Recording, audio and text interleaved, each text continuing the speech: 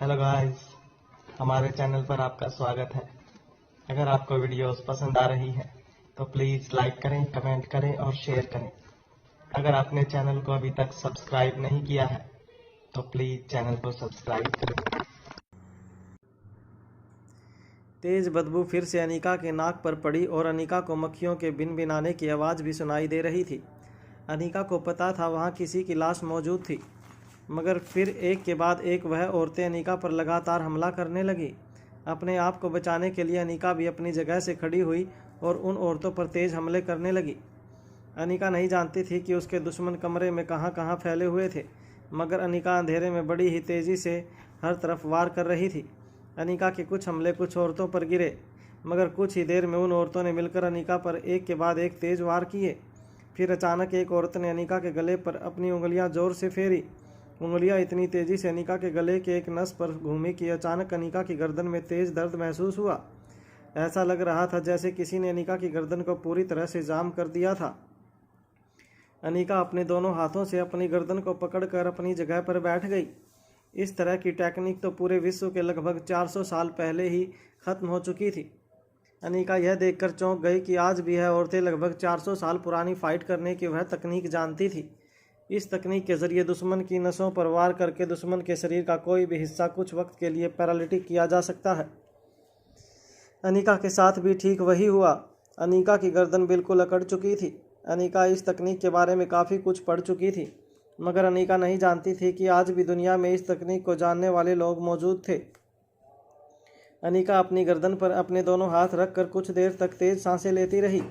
तभी अनीका के माथे पर प्यार से हाथ फेरते हुए उन औरतों के बॉस ने कहा, मैं जानती हूँ तुम काफ़ी प्रभावशाली लड़की हो, और हो भी क्यों ना। बेटी किसकी हो? स्वाति मल्होत्रा की। जिस औरत की ताकत, जिसकी खूबसूरती, जिसके दिमाग की तेज़ी की लोग मिसाल आज भी दिया करते हैं, उस औरत की बेटी कोई मामूली लड़की तो नहीं हो सकती। उस औरत के मुंह से स्वाति मल्होत्रा का नाम सुनकर अनीका इतना तो जान चुकी थी कि वह औरत V16 पावर ड्रग पाने के लिए काफ़ी रिसर्च करके आई थी। अपनी गर्दन को अपने एक हाथ से सहारा देते हुए अनीका ने उस औरत से धीमी आवाज़ में पूछा, तुम मेरे बारे में इतना सब कुछ कैसे जानती हो? किसने कहा तुम्हें कि V16 पावर ड्रग आज भी मौजूद है? V16 पावर ड्रग का एक आखिरी डोज मैंने अपने बेटे की जान बचाने में इस्तेमाल कर दिया। अब इस दुनिया में V16 पावर ड्रग कहीं भी नहीं है। जैसे ही अनीका ने यह बात कही, अनीका को अपने चेहरे पर तेज दर्द महसूस होने लगा। उस औरत ने अनीका को एक बेहद ताकतवर तमाचा मारा था।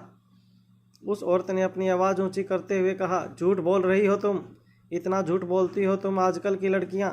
जरा मुझे बताओ कि उस रेखा मूर्ति को बचाने के बाद अगर तुम्हारे पास सिर्फ एक ही पावर ड्रग का डोज बचा था तो एक डोज से तुमने 2 जानें कैसे बचाई?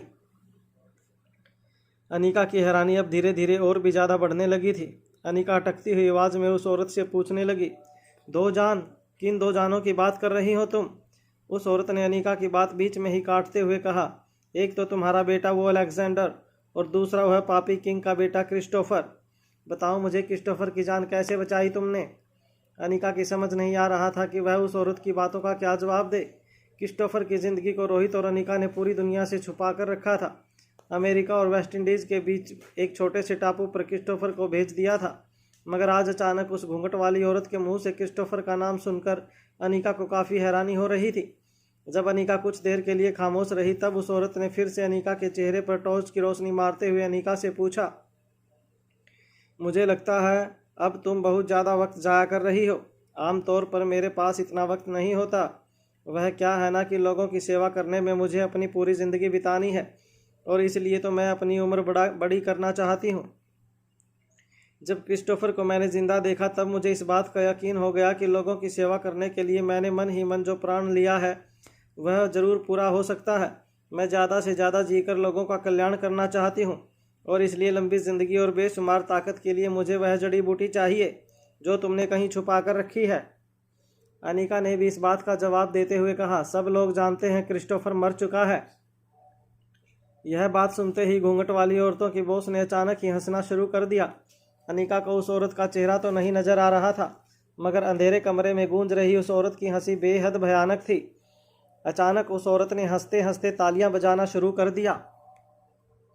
उस औरत ने अचानक अपनी आवाज़ ऊंची करते हुए अनीका से कहा, मानना पड़ेगा, क्या ट्रेनिंग दी है स्वाति ने तुम्हें? मगर तुमने क्रिस्टोफर को कैसे ट्रेनिंग दी थी?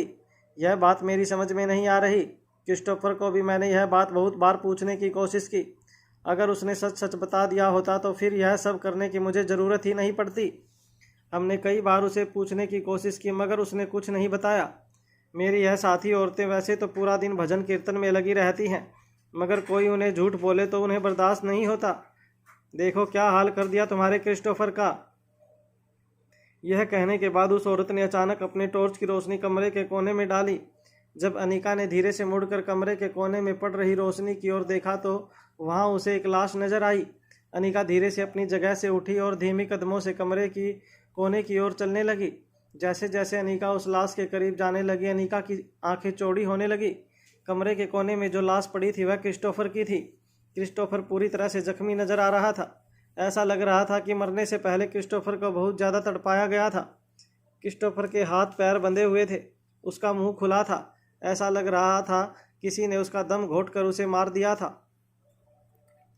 रोहित शहर में पागलों की तरह अनिका को ढूंढ रहा था। रोहित को ना वक्त का होश था और ना ही दिन और रात की कोई खबर।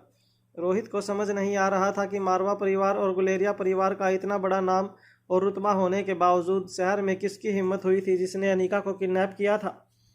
और तो और कई घंटे बीत चुके थे मगर अब तक रोहित के आदमी अनिका का पता नहीं लगा पाए थे।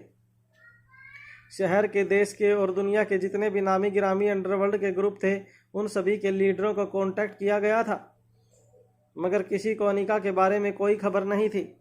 शहर से कुछ दूर अपने विला में अपने आदमियों के साथ बैठकर आगे की प्लानिंग कर रहे रोहित को अचानक आर्यन का कॉल आया।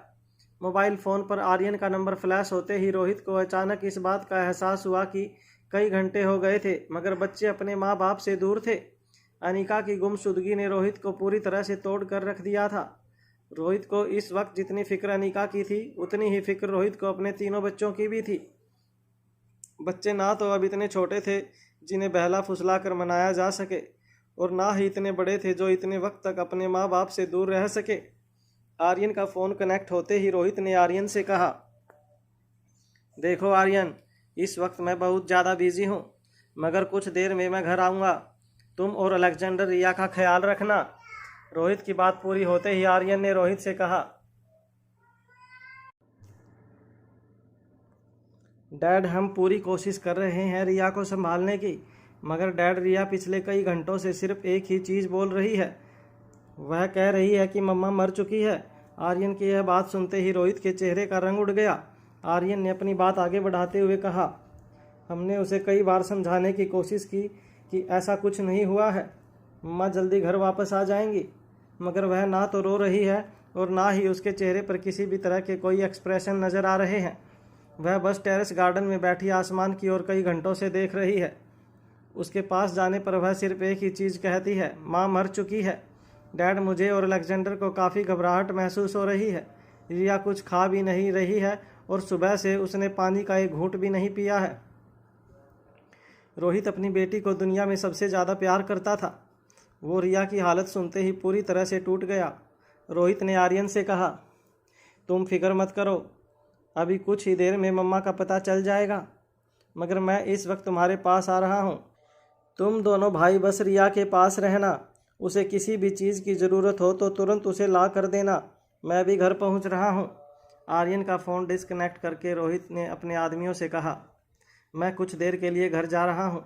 तुम लोग एक काम करना, दिल्ली से 100-200 किलोमीटर दूर तक जितने भी गांव हैं वहां अपने आदमियों को भिजवाकर अनिका के बारे में पूछताछ करवाओ। अगर अनिका इस वक्त दिल्ली में नहीं है तो ज़रूर दिल्ली के आसपास के किसी शहर या गांव में होगी। अगर अनिका किसी भी तरह की मुसीबत में है तो अनिका भी इस वक्त हमें सिग्नल देने की कोशिश कर रही होगी। तुम्हें हमारे आदमियों से कहना होगा कि उन्हें काफ़ी अलर्ट रहना होगा। मैं अनिका को अच्छी तरह से जानता हूँ, वह ज़रूर इस वक्त हम तक किसी तरह का सिग्नल पहुँचाने की कोशिश कर रही होगी। अपने आदमियों को इंस्ट्रक्शंस देने के बाद रोहित अपनी कार में बैठकर मारवा हाउस चला गया। रोहित जैसे ही मारवा हाउस में दाखिल हुआ, रोहित ने देखा कि लिविंग रूम में रोहित की माँ आयशा रोहित की दादी माँ सुहासिनी मारवा के साथ बैठी थी। दोनों काफ़ी ज़्यादा घबराई हुई लग रही थी। रोहित को देखते ही आयशा अपनी जगह से खड़ी हुई और रोहित के पास आकर कहने लगी, बेटा, मैं यह क्या सुन रही हूँ? अनिका को दुश्मनों ने अगवा कर लिया है। कौन है वह लोग? क्या उनका कोई पता चला? रोहित खुद नहीं जानता था कि अनिका के साथ क्या हुआ था। आयशा के कंधे पर हाथ रखते हुए रोहित ने कहा, नहीं माँ, अब तक तो कुछ नहीं पता चल पाया है, मगर तुम लोग फिक्र मत करो। अगले कुछ ही घंटे में अनिका यहाँ हमारे पास हमारे घर पर होगी।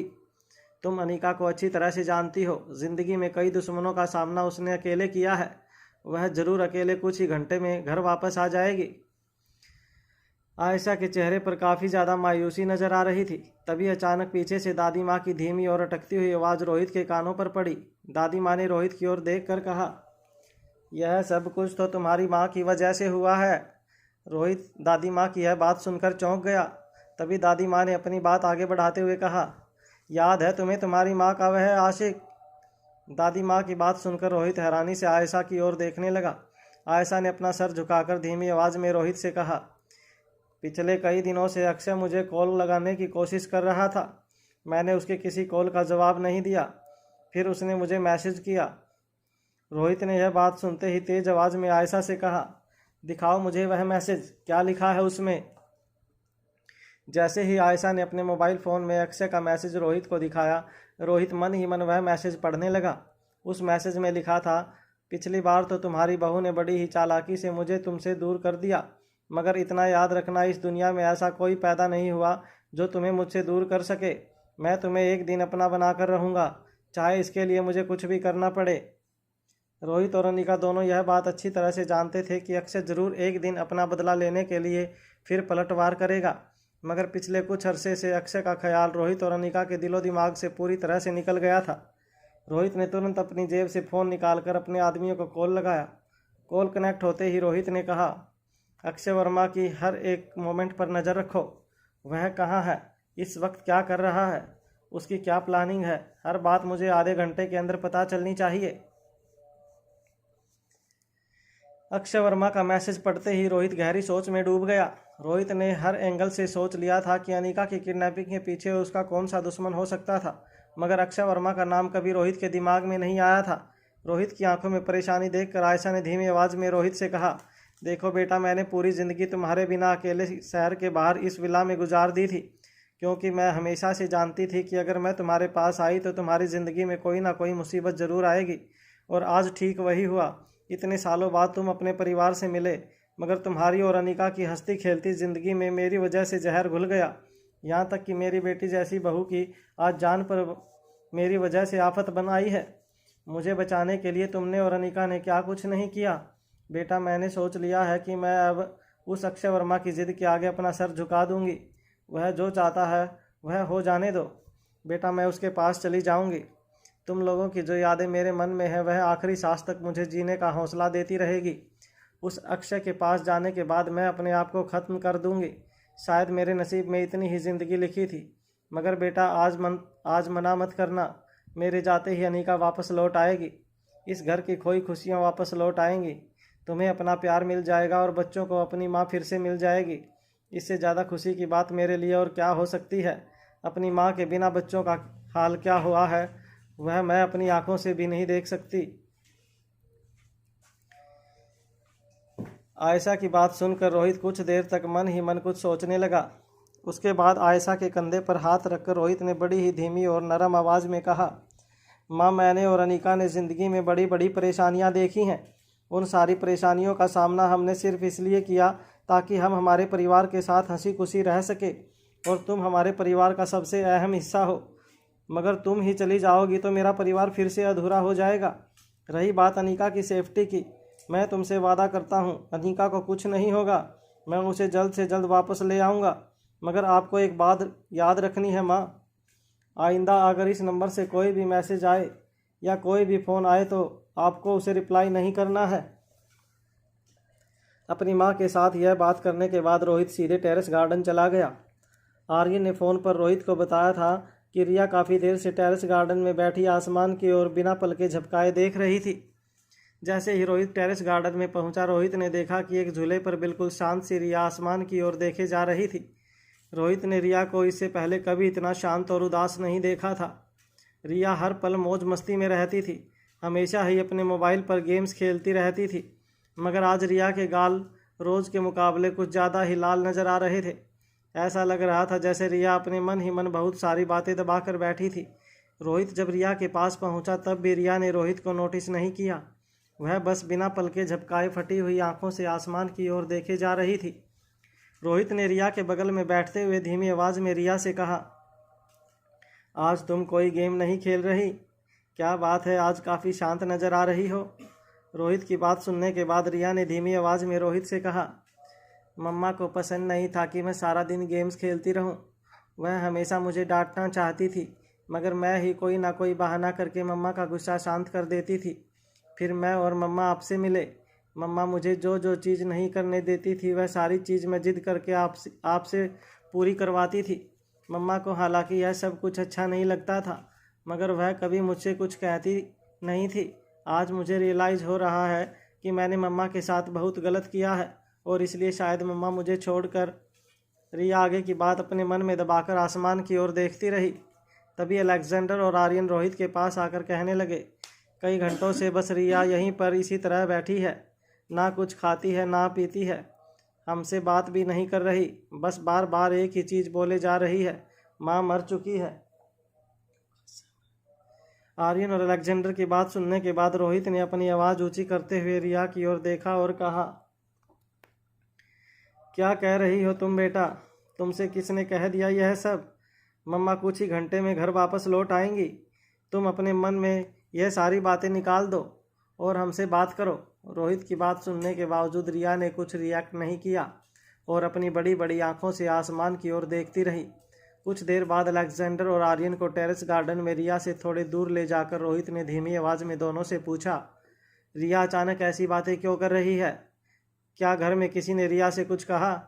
तभी अलेक्जेंडर ने रिया की ओर देखते हुए धीमी आवाज़ में रोहित से कहा, डैड, वह बात यह है कि दरअसल आज सुबह से मीडिया में अलग अलग तरह की बातें चल रही हैं। इंटरनेट पर हर जगह यह बात फैल चुकी है कि मम्मा को किसी ने किडनैप कर लिया है और पिछले कुछ घंटों से मीडिया में कुछ लोग यह भी कह रहे हैं कि मम्मा को उनके किडनैपर ने मार दिया है। पिछले कई घंटों से रोहित ने सोशल मीडिया अकाउंट पर नज़र नहीं डाली थी।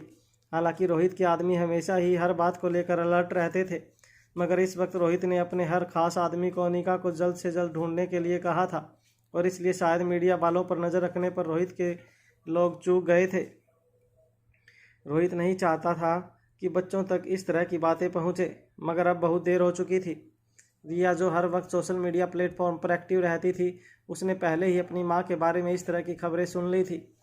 रिया जिस उम्र में थी उस उम्र के बच्चों को सोशल मीडिया में फैली बातों पर तुरंत यकीन हो जाता था और रोहित यह भी बात अच्छी तरह से जानता था कि रिया सोशल मीडिया पर कितना एक्टिव रहती थी। रोहित ने भी कई बार चाहा था कि रिया को इस सोशल मीडिया और गेमिंग प्लेटफॉर्म की ज़िंदगी से रियल वर्ल्ड में ले आने की कोशिश करे, मगर जब भी रोहित ने यह कोशिश की थी तब रिया बड़ी ही चालाकी से रोहित के प्यार का फ़ायदा उठाकर रोहित को अपनी ज़िद के आगे झुका देती। रोहित को समझ नहीं आ रहा था कि उसके हंसते खेलते परिवार को किसकी नज़र लग गई थी। एक तरफ अनिका का लापता होना और दूसरी ओर अपने बिखरते हुए घर को देखकर देश का सबसे बड़ा बिजनेस टाइकून रोहित मारवा कमज़ोर पड़ने लगा था। मगर तभी अचानक रोहित ने देखा कि आर्यन टेरेस गार्डन पर एक मोमबत्ती लेकर आया। एक बड़ी सी मोमबत्ती जो साधारण मोमबत्ती से कम 5 गुना बड़ी थी। आर्यन ने टेरेस गार्डन के बीचों बीच बने एक छोटे से लकड़ी के टेबल पर कैंडल को रखा और उस मोमबत्ती को जलाते हुए आर्यन ने रिया से कहा, देखो रिया, मैं तुमसे वादा करता हूँ कि मम्मा इस मोमबत्ती के बुझने से पहले घर ज़रूर लौट आएंगी। मम्मा हम तीनों से बहुत प्यार करती हैं, वह हमें इस तरह छोड़कर कभी नहीं जा सकती। आर्यन की बात सुनते ही रिया की आंखों से आंसू बहने लगे। नन्ही सी रिया मोमबत्ती की ओर देखकर फूट फूट कर रोने लगी। तभी रोहित ने दौड़कर रिया को गले से लगा लिया और कहा, आर्यन का दिया हुआ वादा मैं ज़रूर पूरा करूँगा। मैं तुम्हारी मम्मा को बहुत ही जल्दी तुम्हारे पास लेकर आऊँगा।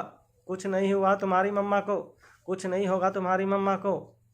रिया को यह बात कहते हुए रोहित ने आर्यन और अलेक्जेंडर को अपनी बाहों में समेट लिया। रोहित को इस तरह देखकर आर्यन और अलेक्जेंडर भी रोहित के पास चले गए। रोहित ने अपने तीनों बच्चों को गले लगाते हुए कहा, बस कुछ घंटे की बात है, मैं मम्मा को लेकर जल्द लौट आऊँगा। बस तुम तीनों एक साथ रहना और एक दूसरे की हिम्मत बनाकर रखना। वहाँ दूसरी तरफ अंधेरे कमरे में क्रिस्टोफर की लाश देखकर अनिका के होश उड़ गए। अनिका नहीं जानती थी कि यह सारी घूंघट वाली औरतें कौन थी और उन्हें V16 पाउडर के बारे में कैसे पता चला, मगर अब तक अनिका इतना जान चुकी थी कि यह सारी औरतें काफ़ी खतरनाक मकसद से एक साथ काम करती थी। घूंघट वाली औरतों की लीडर अनिका के ठीक सामने एक चेयर पर बैठी थी। क्रिस्टोफर की लाश देखने के बाद अनिका ने अंधेरे में बैठी उस औरत से पूछा, यह क्या किया तुमने? तुमने इसे मार दिया? कौन हो तुम लोग और क्या चाहती हो तुम लोग? तभी अचानक अनिका के कानों पर फिर से वही तेज आवाज़ पड़ने लगी जो आवाज़ पिछले कुछ वक्त से अनिका के साथ बात कर रही थी। उस औरत ने कहा, अरे भाई, यह किंग का बेटा था। अब इतने बुरे बाप के बच्चे के साथ तो यह होना ही था। वह कहते हैं ना कि माँ बाप के किए की सज़ा बच्चों को मिलती है। बेचारा क्रिस्टोफर भी अपने बाप किंग के किए की सज़ा भुगत बैठा। वैसे इसने भी कोई कम पाप नहीं किए हैं। अच्छा ही हुआ जो मर गया, मगर जाते जाते हमें एक राज की बात बताता गया। अनिका भी जानना चाहती थी कि आखिर क्रिस्टोफर ने मरने से पहले उस खतरनाक औरत से क्या कहा था। तभी अचानक वह औरत ज़ोर ज़ोर से तालियां बजाकर हंसने लगी। अनिका के बदलते एक्सप्रेशंस को टॉर्च की रोशनी में देखकर उस औरत ने कहा, अरे भाई, घबराओ मत, उसने तुम्हें धोखा नहीं दिया है। मर गया, मगर वह राज नहीं कहा कि वह पहले बचा कैसे था। मगर उसकी ज़िंदगी ही इस बात का सबूत है कि वह जड़ी बूटी जिसे तुम V16 पाउडर कहती हो वह तुम्हारे पास ही है। और देखो, तुम मुझे हैवान बनने पर मजबूर मत करना। क्या है ना कि मैं भी एक माँ हूँ। जिस तरह तुम्हारी माँ तुम्हें सदियों के लिए अमर कर देना चाहती है, उसी तरह मेरे भी कुछ ख्वाब हैं अपने बच्चों के लिए, जिन्हें मैं पूरा करना चाहती हूँ। और इसके लिए मुझे V16 पाउडर की ज़रूरत है। मैं तुमसे वादा करती हूँ कि हमारे बीच में जो भी सौदा होगा वह बस सिर्फ इन अंधेरी दीवारों के अंदर ही रहेगा। फिर तुम तुम्हारे रास्ते और मैं मेरे रास्ते। बस मुझे वह जड़ी बूटी दे दो। अनिका की सांसें तेज होने लगी थी। एक के बाद एक अनिका के दिमाग में अचानक कई ख्याल आने लगे थे। जिस औरत ने क्रिस्टोफर को V16 पाउडर के लिए मारा था, वही औरत आकाश की मौत का भी कारण थी। अनिका ज़िंदगी में पहली बार अंधेरे को इतना कोस रही थी। अगर इस वक्त अनिका अपने सामने बैठे चेहरे को देख पाती तो अनिका इस वक्त अपने भाई की मौत का बदला ज़रूर ले लेती, मगर अंधेरे ने अनिका को पूरी तरह से नाकाम कर दिया था। अनिका ने अपनी आवाज़ ऊंची करते हुए उस औरत से कहा, शर्म आनी चाहिए तुम्हें, अपने आप को माँ कहते हुए। अगर तुम सचमुच एक माँ होती तो इस तरह की बेरहमी की हरकत तुम कभी नहीं करती। और फिर आकाश का इन सब के साथ क्या लेना देना था? तुमने आकाश को क्यों मार दिया? अनिका की यह बात बीच में काटते हुए उस औरत ने अपनी आवाज़ तेज करते हुए कहा, देखो, जो मैंने किया है वह इल्ज़ाम तो मैं अपने सर पर ले सकती हूँ, मगर जो मैंने नहीं किया वह इल्ज़ाम मैं अपने सर पर नहीं लूँगी। आकाश की मौत के पीछे मैं या मेरी साथी नहीं है। हाँ, तुम तक पहुँचने के लिए हमने आकाश को किडनैप करने की प्लानिंग ज़रूर की थी, मगर आकाश की मौत हमारी प्लानिंग का हिस्सा नहीं थी। मगर तुम्हें इतना ज़रूर बता सकती हूँ कि आकाश की मौत के पीछे कौन है। यह बात मैं ज़रूर जानती हूँ। अगर तुम भी जानना चाहती हो कि तुम्हारे भाई को किसने मारा है तो हमारे साथ दोस्ती का हाथ बढ़ाओ। वह जड़ी बूटी मुझे दे दो और फिर से अपने परिवार के साथ बड़े ही आराम से जीवन बिताओ।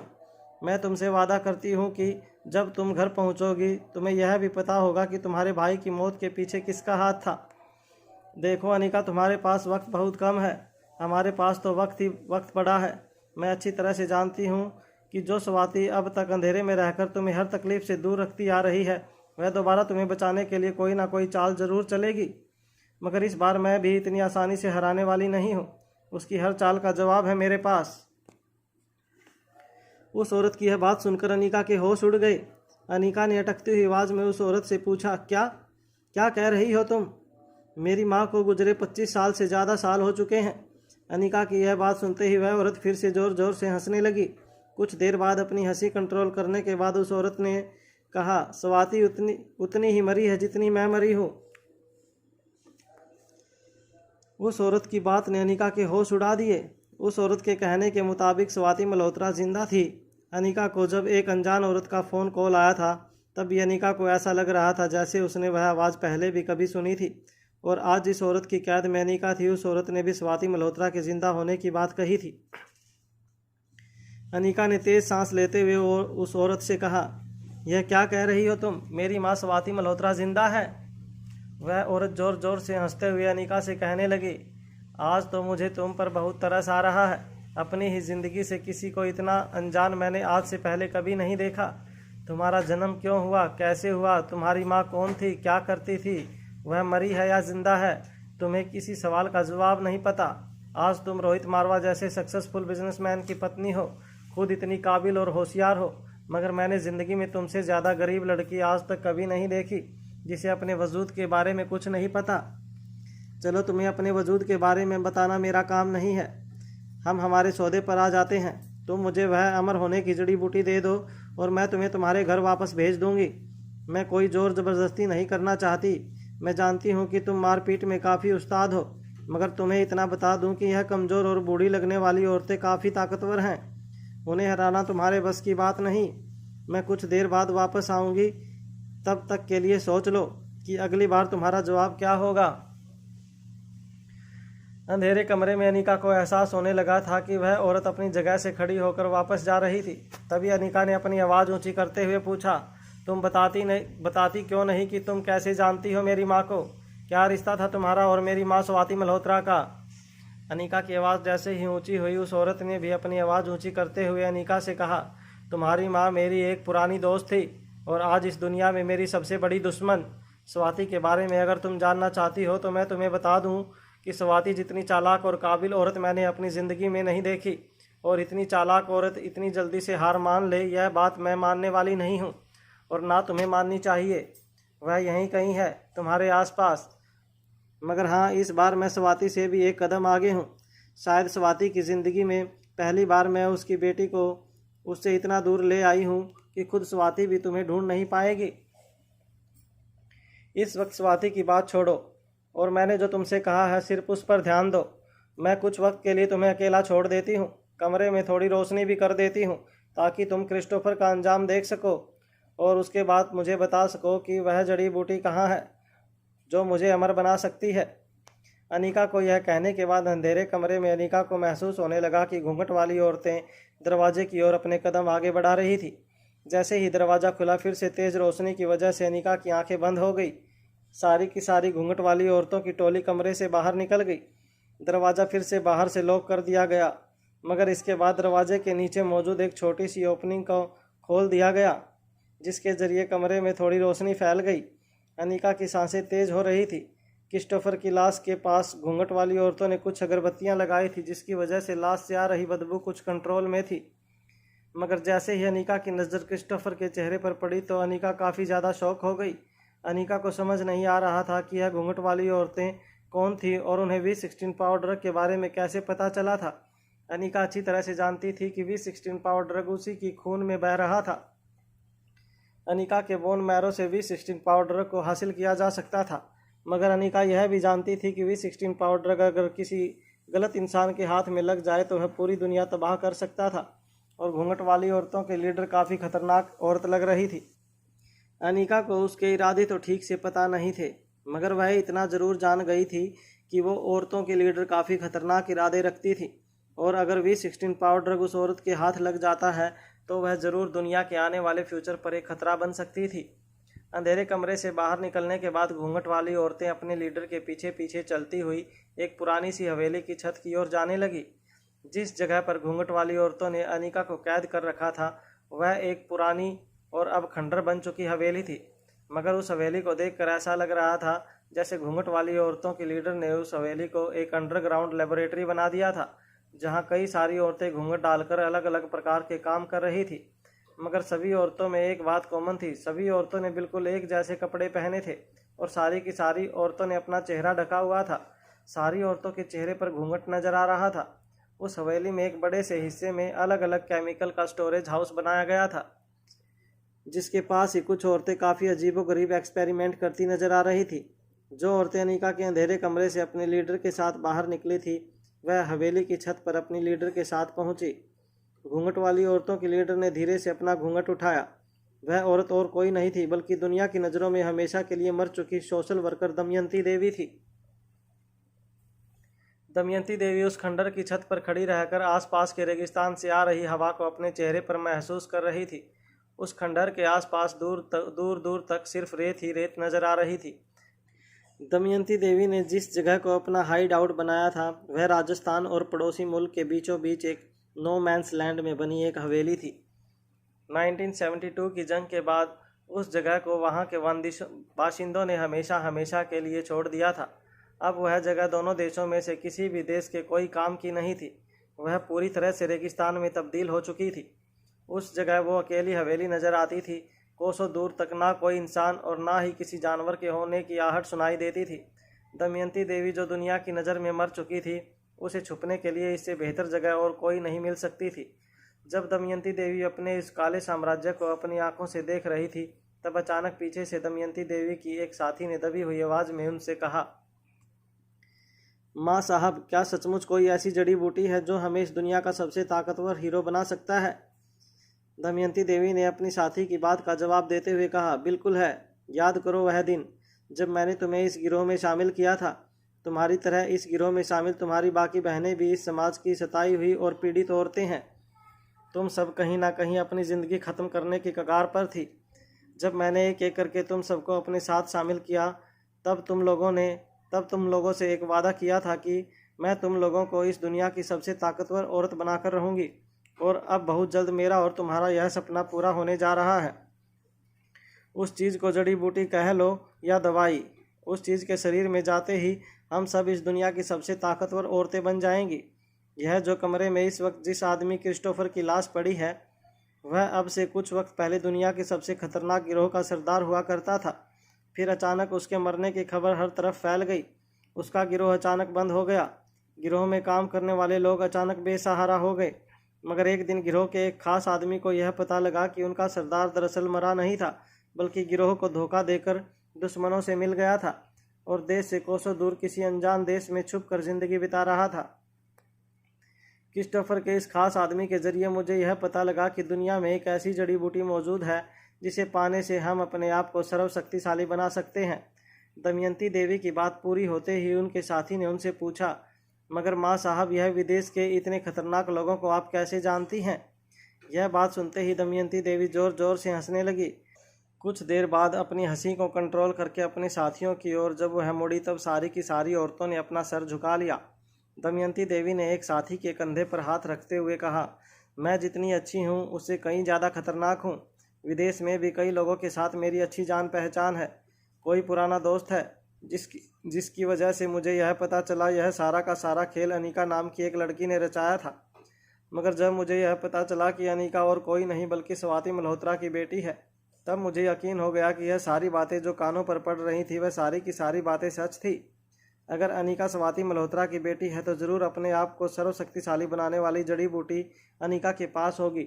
यह विरासत उस लड़की को अपनी माँ से मिली है और उस औरत का नाम है स्वाति मल्होत्रा। अपने आप को मार कर कैसे जिंदा रखा जाता है, यह कला भी मैंने स्वाति मल्होत्रा से ही सीखी है। आज से इतने साल पहले स्वाति ने अपने आप को मार कर अपने आप को अमर बना लिया था। ठीक स्वाति की ही चाल कुछ सालों बाद मैंने अपनाई। अपने आप को मार कर मैंने अपने आप को अमर बना दिया और अपने बेटे को राजनीति में पुनर्जीवित कर दिया। और यह सब करने के पीछे मेरा सिर्फ एक ही मकसद है, समाज के जुल्मों से हमने जिन औरतों को बचाकर यहाँ इकट्ठा किया है, उन सबको इतनी ताकत दें कि आने वाले कई सालों तक इस पूरे के पूरे विश्व पर सिर्फ हमारी ही हुकूमत रहे। दमयंती देवी की बात सुनते ही उनके साथी औरतों ने जोर जोर से उनके जयकारे के नारे लगाना शुरू कर दिया। औरतों के नारे रेगिस्तान की तेज हवाओं में मिलकर दूर दूर तक फैल गई। दमयंती देवी ने अपना हाथ जैसे ही ऊपर किया, सारी की सारी औरतें फिर से शांत हो गई। दमयंती देवी ने अपने साथियों से कहा, चलो अब इस लड़की के पास जाकर जड़ी बूटी के बारे में पूछताछ करते हैं। वैसे मैं जानती हूँ कि स्वाति की बेटी इतनी आसानी से तो हार मानेगी नहीं, मगर याद रखना, हमें उस वक्त तक कमज़ोर नहीं पड़ना है जब तक वह ताकतवर बनने की जड़ी बूटी हमें नहीं मिल जाती। और याद रहे, हमारे पूरे गिरोह को हर वक्त सतर्क रहना होगा। इस लड़की को बचाने के लिए कई लोग अपनी पूरी ताकत लगा रहे होंगे। दमयंती देवी के साथी अच्छी तरह से जानते थे कि गुलेरिया परिवार और मारवा परिवार का रुतबा और दबदबा कितना बड़ा था। तभी दमयंती देवी की एक पुरानी साथी ने कहा, माँ साहब, आप फिक्र मत कीजिए, हमने कहीं कोई सुराग नहीं छोड़ा जिससे इस लड़की के परिवार वाले हम तक पहुँच सके। तभी दमयंती देवी ने उस औरत की बात काटते हुए कहा, मैं अच्छी तरह से जानती हूँ कि इस लड़की के परिवार वाले चाहे कितने भी ताकतवर हों, हम तक नहीं पहुँच सकते। मगर मुझे फिक्र है तो उस औरत की जो हर वक्त अपनी बेटी के आगे एक अदृश्य ढाल की तरह खड़ी रहती है और उस औरत का नाम है स्वाति मल्होत्रा। वैसे स्वाति मल्होत्रा का सामना करने के लिए तो मैं भी बेसब्र हूँ। कई सालों से मौत के साए में गुम स्वाति को किसी ने नहीं देखा और स्वाति के साथ तो मेरा पुराना रिश्ता है। मैं जानती हूँ कि मेरी और उसकी मुलाकात बहुत जल्द होने वाली है। सर झुकाए दमयंती देवी के सामने खड़ी औरतें दमयंती देवी के पीछे पीछे फिर से उस कमरे की ओर जाने लगी जहाँ अनिका को कैद किया गया था। दमयंती देवी ने फिर से अपना घूंघट डालकर अपने चेहरे को ढक दिया था। जैसे ही दमयंती देवी ने अपनी साथियों के साथ अनिका के कमरे का दरवाज़ा खोला, क्रिस्टोफर की लाश के बिल्कुल बगल में बैठी अनिका ने ऊंची आवाज़ में कहा, अगर मैं कहूं कि मैं तुम्हें V16 पाउडर के बारे में कुछ नहीं बताऊंगी, तब तुम मेरे साथ क्या करोगी? अनिका के चेहरे पर कॉन्फिडेंस देखकर दमयंती देवी ने फिर से कमरे में अंधेरा कर दिया और इससे पहले कि अनिका दमयंती देवी और उसकी साथियों पर अटैक करती, दमयंती देवी ने अपनी ऊंची पहाड़ी आवाज़ में अनिका से कहा, ठीक है, अगर तुम जिद पर अड़ी हो तो मैं भी जिद पर अड़ी रहूँगी। चलो, वैसे तो बेचारी श्रेया के साथ जो कुछ भी हुआ है वह काफ़ी दर्दनाक है, मगर सिर्फ तुम्हारी वजह से मुझे श्रेया को अपने साथ हुए दर्द के बारे में बताना पड़ेगा। अनिका यह बात सुनकर हैरान रह गई। वहाँ लाइफ केयर हॉस्पिटल में श्रेया के कमरे के बाहर हॉस्पिटल कॉरिडोर में घूंघट वाली एक औरत साफ सफाई करती नजर आ रही थी। उस औरत ने वही पोशाक पहनी थी जो दमयंती देवी के गिरोह की बाकी औरतें पहनती थी। शाम हो चुकी थी और अभी हॉस्पिटल कॉरिडोर की बत्तियां नहीं जली थी, जिसकी वजह से हॉस्पिटल कॉरिडोर में काफ़ी हल्की रोशनी फैली थी। साफ सफाई करते करते अचानक ही वह औरत श्रेया के कमरे की ओर घूर घूर कर देखने लगी। विजिटिंग आवर्स ख़त्म हो गए थे, इसलिए पूरा हॉस्पिटल कॉरिडोर खाली था। अनिका की हुई किडनैपिंग की वजह से मयूर गुलेरिया ने अस्पताल में सिक्योरिटी भी काफ़ी बढ़ा दी थी। हाथ में बंदूक लिए कुछ लोग हॉस्पिटल कॉरिडोर में यहाँ वहाँ फैले हुए नजर आ रहे थे। सभी लोग काफ़ी अलर्ट थे। मयूर ने उन सभी को स्ट्रिक्ट इंस्ट्रक्शंस दे रखी थी कि कोई भी अनजान शख्स अगर नज़र आए तो उसे सबसे पहले दुश्मन समझकर उसकी तलाशी ली जाए और किसी को भी श्रेया के कमरे के आसपास जाने ना दिया जाए। घूंघट वाली औरत साफ सफाई करते करते श्रेया के कमरे के पास आई। उस औरत को सिक्योरिटी गार्ड ने पहले भी कई बार अस्पताल में यहाँ वहाँ साफ सफाई करते हुए देखा था, इसलिए किसी भी सिक्योरिटी गार्ड को उस औरत पर कोई शक नहीं था। साफ सफाई करते करते अचानक ही वह औरत श्रेया के कमरे के अंदर दाखिल हो गई। जो नर्स श्रेया का ध्यान रखती थी, वह नर्स कुछ देर के लिए श्रेया को अनिका की दी हुई आयुर्वेदिक नींद की दवाई देकर वहां से चली गई थी। अनिका ने जो एंटी एंजाइटी आयुर्वेदिक दवाई श्रेया के लिए उस नर्स को प्रिस्क्राइब की थी, वह ऐसी दवाई थी जिससे श्रेया की मनस्थिति पर काबू पाया जा सकता था, मगर कोई भी साइड इफ़ेक्ट ना होने की वजह से उन दवाइयों का कोई भी बुरा असर श्रेया के शरीर या उसके बच्चे पर नहीं होता। कमरे में दाखिल होने के बाद उस घूंघट वाली औरत ने देखा कि श्रेया अपने बिस्तर पर लेटी हुई थी। कमरे में जब उस औरत ने बड़े ही ध्यान से हर तरफ देखा, तब उसे तसल्ली हुई कि कमरे में और कोई मौजूद नहीं था। तभी उसने अपने पल्लू में छुपाया हुआ एक छोटा सा मोबाइल फ़ोन निकाला और फिर धीरे से श्रेया के कानों के पास जाकर वह श्रेया को आवाज़ देकर जगाने की कोशिश करने लगी। कुछ देर तक श्रेया ने अपनी आंखें नहीं खोली, मगर बार बार श्रेया के कंधों पर अपने हाथों से थपथपाते हुए जब उस औरत ने धीमी आवाज़ में श्रेया के कानों में कई बार उसका नाम पुकारा, तो धीरे से श्रेया ने अपनी आंखें खोली। घूंघट वाली औरत का चेहरा पूरी तरह से ढका हुआ था। उस औरत को अचानक इस तरह अपने सामने देखकर श्रेया चौंक गई। श्रेया ने डरी हुई आवाज़ में उस औरत से पूछा, कौन हो तुम? क्या चाहती हो मुझसे? श्रेया डर के मारे कमरे में यहाँ वहाँ देखने लगी। तब उसे एहसास हुआ कि जो नर्स उसकी देखभाल करती थी वह कमरे में कहीं नज़र नहीं आ रही थी। श्रेया अपनी नर्स को आवाज़ देकर बुलाने लगी, सिस्टर नैन्सी, सिस्टर नैन्सी, देखो कौन है यहाँ पर। तभी अचानक श्रेया के होठों पर एक उंगली दबाते हुए घूंघट वाली औरत ने श्रेया से कहा, देखो, अगर वह नर्स यहाँ पर आ गई तो इतना समझ लेना कि तुम्हारा बहुत बड़ा नुकसान हो जाएगा। उस औरत की यह बात सुनकर श्रेया चौंक गई। अपनी बात आगे बढ़ाते हुए घूंघट वाली औरत ने कहा, देखो, तुम्हारे साथ एक बहुत बड़ा खेल हो रहा है और मैं तुम्हें सच्चाई बताने के लिए यहाँ पर आई हूँ। तुम्हारे ही अपने लोग तुम्हारे साथ एक खेल खेल रहे हैं। वह तुम्हें और तुम्हारे परिवार को बर्बाद कर देना चाहते हैं। श्रेया समझ नहीं पा रही थी कि आखिर वह घूंघट वाली औरत उसे क्या कहना चाहती थी। तभी घूंघट वाली औरत ने अपनी मोबाइल फ़ोन पर एक नंबर डायल किया और श्रेया को दे दिया। जैसे ही कॉल कनेक्ट हुआ, श्रेया ने फ़ोन पर कहा, हेलो, कौन बोल रहा है? इस तरह से चोरी छिपे किसी को भेजने का क्या मतलब है? श्रेया की यह आवाज़ दमयंती देवी के मोबाइल फ़ोन के स्पीकर से अनिका के कानों पर पड़ी।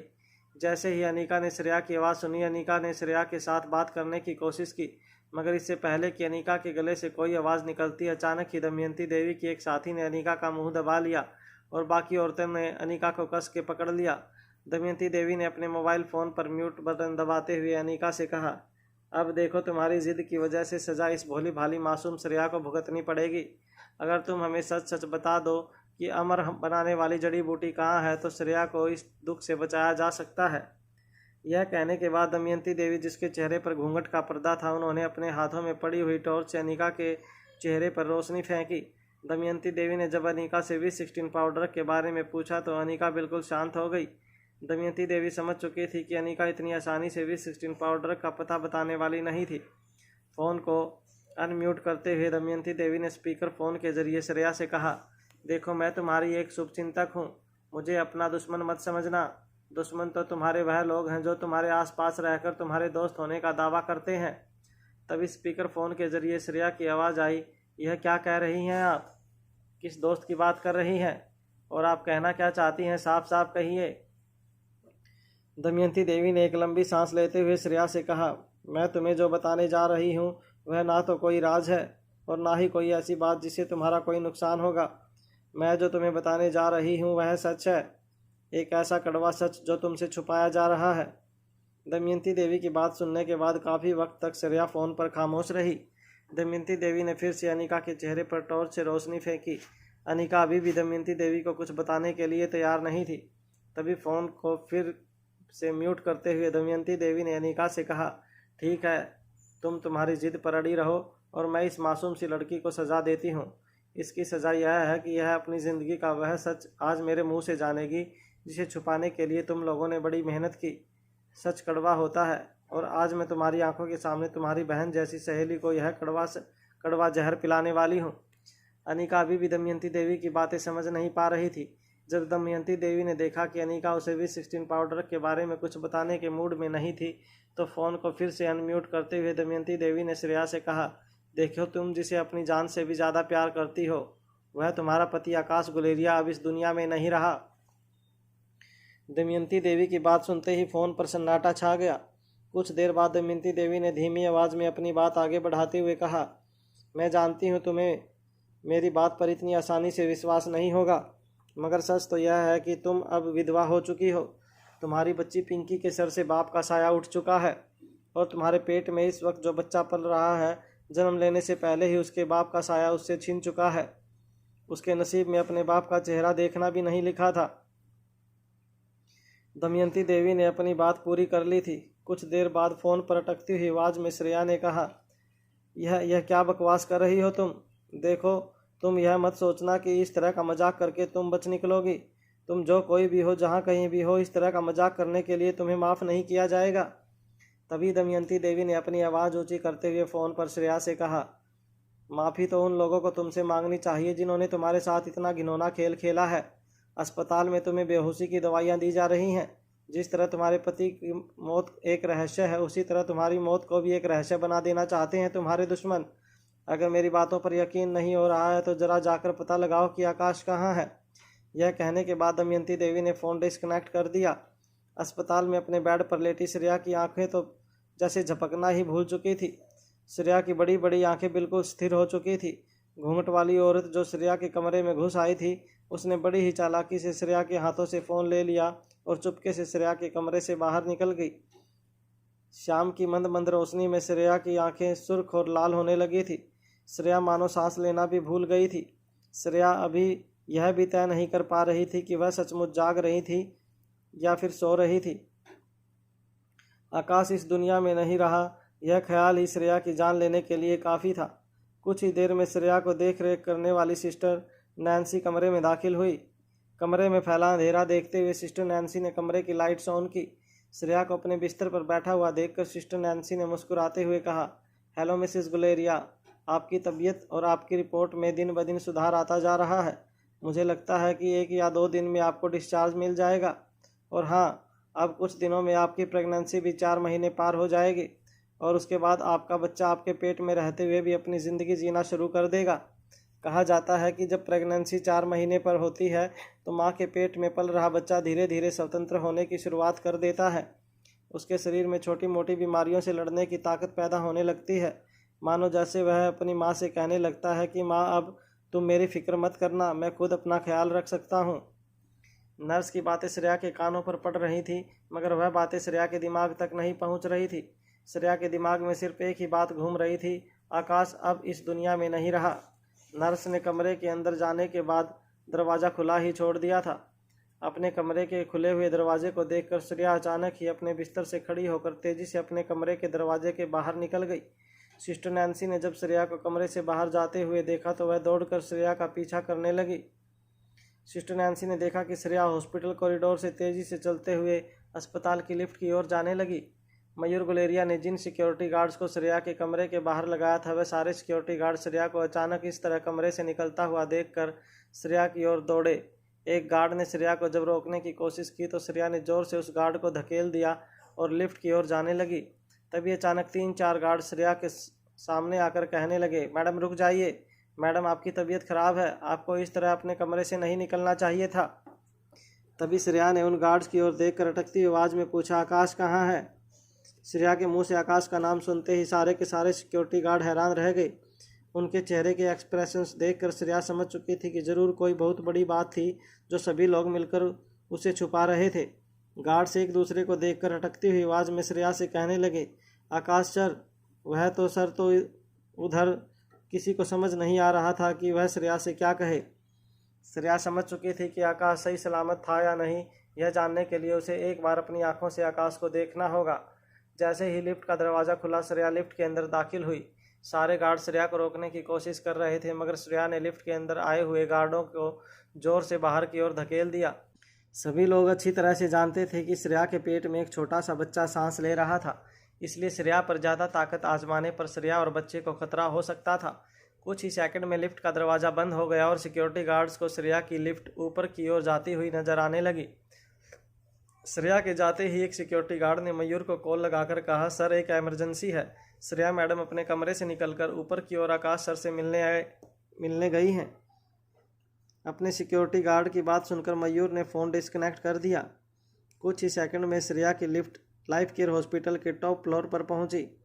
श्रेया अच्छी तरह से जानती थी कि अगर गुलेरिया परिवार का कोई भी इंसान अगर हॉस्पिटलाइज्ड होता था तो उसे लाइफ केयर हॉस्पिटल के टॉप फ्लोर पर बने स्पेशल वार्ड में दाखिल किया जाता था। और क्योंकि आकाश पहले से उस स्पेशल वार्ड में एडमिट था, इसलिए श्रेया को नीचे वाले फर्स्ट क्लास वार्ड में एडमिट किया गया था।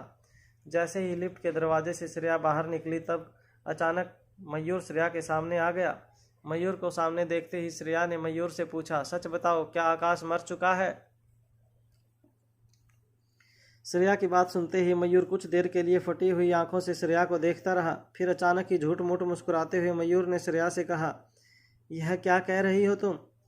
चलो आओ मेरे साथ, मुझे लगता है तुम्हारी तबीयत कुछ ठीक नहीं है। चलो अपने कमरे में चलकर कुछ देर आराम कर लो। जैसे ही मयूर श्रेया का हाथ पकड़कर उसे फिर से लिफ्ट की ओर ले जाने लगा, अचानक ही श्रेया ने मयूर को जोर से धकेल दिया।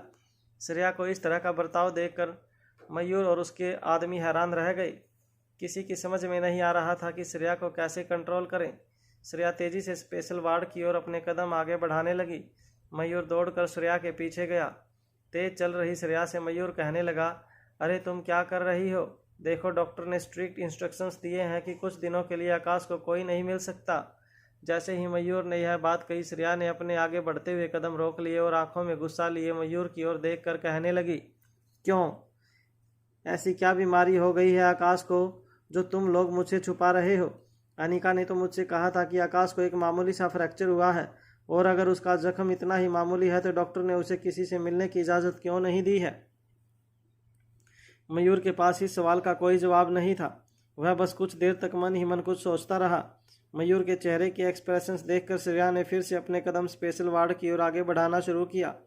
मयूर फिर से दौड़कर श्रेया के रास्ते में खड़ा हो गया और कहने लगा, देखो श्रेया, मेरी बात समझने की कोशिश करो। हाँ, आकाश की इंजरी थोड़ी सी सीरियस है, मगर घबराने वाली कोई बात नहीं। कुछ ही दिनों में आकाश बिल्कुल ठीक हो जाएगा। तुम अभी चलो मेरे साथ। इस वक्त आकाश से कोई नहीं मिल सकता। मगर अब श्रेया मयूर की बात सुनने वाली नहीं थी। मयूर को अपने आगे से धकेलते हुए श्रेया सीधे स्पेशल वार्ड के कमरे के पास गई और ज़ोर से स्पेशल वार्ड का दरवाज़ा खोल दिया। जब श्रेया स्पेशल वार्ड के अंदर गई, तब उसने देखा कि पूरा कमरा खाली था। बिस्तर भी बिल्कुल खाली पड़ा था। खाली कमरा और खाली बिस्तर को देखकर श्रेया फिर से मुड़कर मयूर के पास आई और पूछने लगी, कहाँ है आकाश? तुम तो कह रहे थे कि डॉक्टर ने आकाश से कहा है कि उसे कुछ दिनों तक आराम करना है, फिर आकाश कहीं नज़र क्यों नहीं आ रहा? मयूर और उसके आदमी भी अब श्रेया की आंखों में आंखें डालकर झूठ नहीं बोल पा रहे थे। मयूर को समझ में आ रहा था कि वह श्रेया से क्या कहे। श्रेया ने तभी अचानक मयूर का कॉलर पकड़ लिया और मयूर से कहा, मयूर बताओ मुझे आकाश के साथ क्या हुआ है? आकाश जिंदा भी है या नहीं? बताओ मुझे। अगर इस वक्त तुमने मुझे सब कुछ सच सच नहीं कहा तो मुझे मेरे होने वाले बच्चे की कसम है, मैं अभी इसी वक्त इस बिल्डिंग से कूद कर अपनी जान दे दूंगी। जैसे ही श्रेया के मुंह से यह बात निकली, मयूर ने चिल्लाते हुए श्रेया से कहा, आकाश अब इस दुनिया में नहीं रहा, मर चुका है आकाश। यह कहते हुए मयूर जोर जोर से सिसक सिसक कर रोने लगा। वह घुटनों के बल श्रेया के पैरों के पास गिर पड़ा और अपने दोनों हाथ अपने सर पर रखकर जोर जोर से रोने लगा। श्रेया की आंखें फटी की फटी रह गई। श्रेया को देखकर ऐसा लग रहा था जैसे उसका शरीर पूरी तरह से जम चुका था। धीरे धीरे श्रेया के गाल और गले से गुजरती नसें अचानक से दिखाई देने लगी थी। ऐसा लग रहा था जैसे श्रेया के शरीर में पड़ा खून एकदम से जम गया था। कुछ देर तक श्रेया बस अपनी जगह पर खड़ी फटी हुई आंखों से आकाश के खाली बिस्तर की ओर देखे जा रही थी। वहीं स्पेशल वार्ड में कुछ दूर एक खिड़की के किनारे पर घूंघट वाली औरत अपने हाथों में मोबाइल फ़ोन लिए खड़ी थी। वह वीडियो कॉल के जरिए हॉस्पिटल में जो कुछ भी हो रहा था वह सब कुछ दमयंती देवी को दिखा रही थी। दमयंती देवी ने मोबाइल की स्क्रीन अनिका की ओर कर रखी थी। मोबाइल स्क्रीन से अनिका के चेहरे पर पड़ रही रोशनी में अनिका की आंखों से बहते हुए आंसू साफ नजर आ रहे थे। अनिका ने मुंह में कपड़ा ठूंसा हुआ था और अनिका को सभी औरतें मिलकर कसकर पकड़ रखी थी। अनिका की आंखों से एक के बाद एक लगातार आंसू बहने लगे। अचानक ही वीडियो कॉल डिस्कनेक्ट करने के बाद दमयंती देवी ने अनिका से कहा, देखो जब तक तुम जिद करती रहोगी तब तक तुम्हारे खानदान के लोगों को तुम्हारी जिद का हर्जाना भरना पड़ेगा। अगली बारी किसकी होगी यह मैं तुम्हें जल्द बताऊंगी। अब तुम्हें तय करना है कि तुम अपने परिवार को ज़्यादा प्यार करती हो या अपनी माँ के आविष्कार को। यह कहने के बाद दमयंती देवी कमरे से बाहर चली गई। दमयंती की साथियों ने अनिका के हाथ पांव कस कर एक रस्सी से बांध दिए और क्रिस्टोफर की लाश को उठाकर कमरे से बाहर ले गए। कमरे का दरवाज़ा बंद होते ही फिर से कमरे में हर तरफ अंधेरा छा गया। ज़मीन पर रस्सियों से बंधी हुई अनिका को श्रेया की हालत पर बहुत ज़्यादा दुख हो रहा था। अनिका जानती थी कि आकाश की मौत की खबर एक न एक दिन श्रेया को ज़रूर पता चलती, मगर अनिका ने यह नहीं सोचा था कि अचानक ही इस तरह से आकाश की मौत की खबर श्रेया के सामने आएगी। श्रेया पूरी तरह से टूट चुकी थी। वीडियो कॉल में अनिका ने श्रेया के चेहरे पर उसका दर्द अच्छी तरह से पढ़ लिया था। अनिका अच्छी तरह से जानती थी कि श्रेया को लगा सदमा श्रेया के होने वाले बच्चे के लिए काफ़ी खतरनाक हो सकता था, मगर अनिका को इस बात का भी अफसोस था कि श्रेया की मदद करने के लिए वो खुद श्रेया के पास मौजूद नहीं थी। आकाश की मौत की खबर सुनने के बाद श्रेया कुछ मिनट तक एक स्टैचू की तरह बस अपनी जगह पर खड़ी रही। श्रेया के आसपास मयूर गुलेरिया के काफ़ी लोग श्रेया को संभालने की कोशिश कर रहे थे, मगर श्रेया के कानों पर किसी की बात नहीं पड़ रही थी। हॉस्पिटल का इंचार्ज डॉक्टर दौड़कर श्रेया के पास आया। सिस्टर नैन्सी भी श्रेया के पास पहुंच चुकी थी। सिस्टर नैन्सी ने श्रेया से कहा, देखिए श्रेया मैडम, आप प्लीज़ होश में आइए। देखिए आपको अपने आप को संभालना होगा। आप अगर इस तरह से टूट गई तो। इससे पहले कि सिस्टर नैन्सी अपनी बात पूरी कर पाती, श्रेया अचानक ही मुड़कर स्टेयरकेस की ओर चलने लगी। मयूर और सिस्टर नैन्सी हैरानी से एक दूसरे को देखने लगे। मयूर अपने आदमियों के साथ श्रेया का पीछा करते हुए कहने लगा, रुक जाओ श्रेया, कहाँ जा रही हो तुम? रुक जाओ श्रेया। श्रेया देखो, मुझसे बात करो। देखो आकाश तुम्हें बहुत प्यार करता था, वह तुम्हें इस तरह दुखी नहीं देख सकता था। श्रेया बस बिना रुके बेजान आंखों को लिए धीरे धीरे स्टेयरकेस की ओर अपने कदम आगे बढ़ाती रही। श्रेया को देखकर ऐसा लग रहा था जैसे उसके शरीर से किसी ने जान निकाल ली थी, और जो शरीर इस वक्त बेजान पुतले की तरह चल रहा था वह बस किसी रिमोट कंट्रोल के जरिए जिंदा था।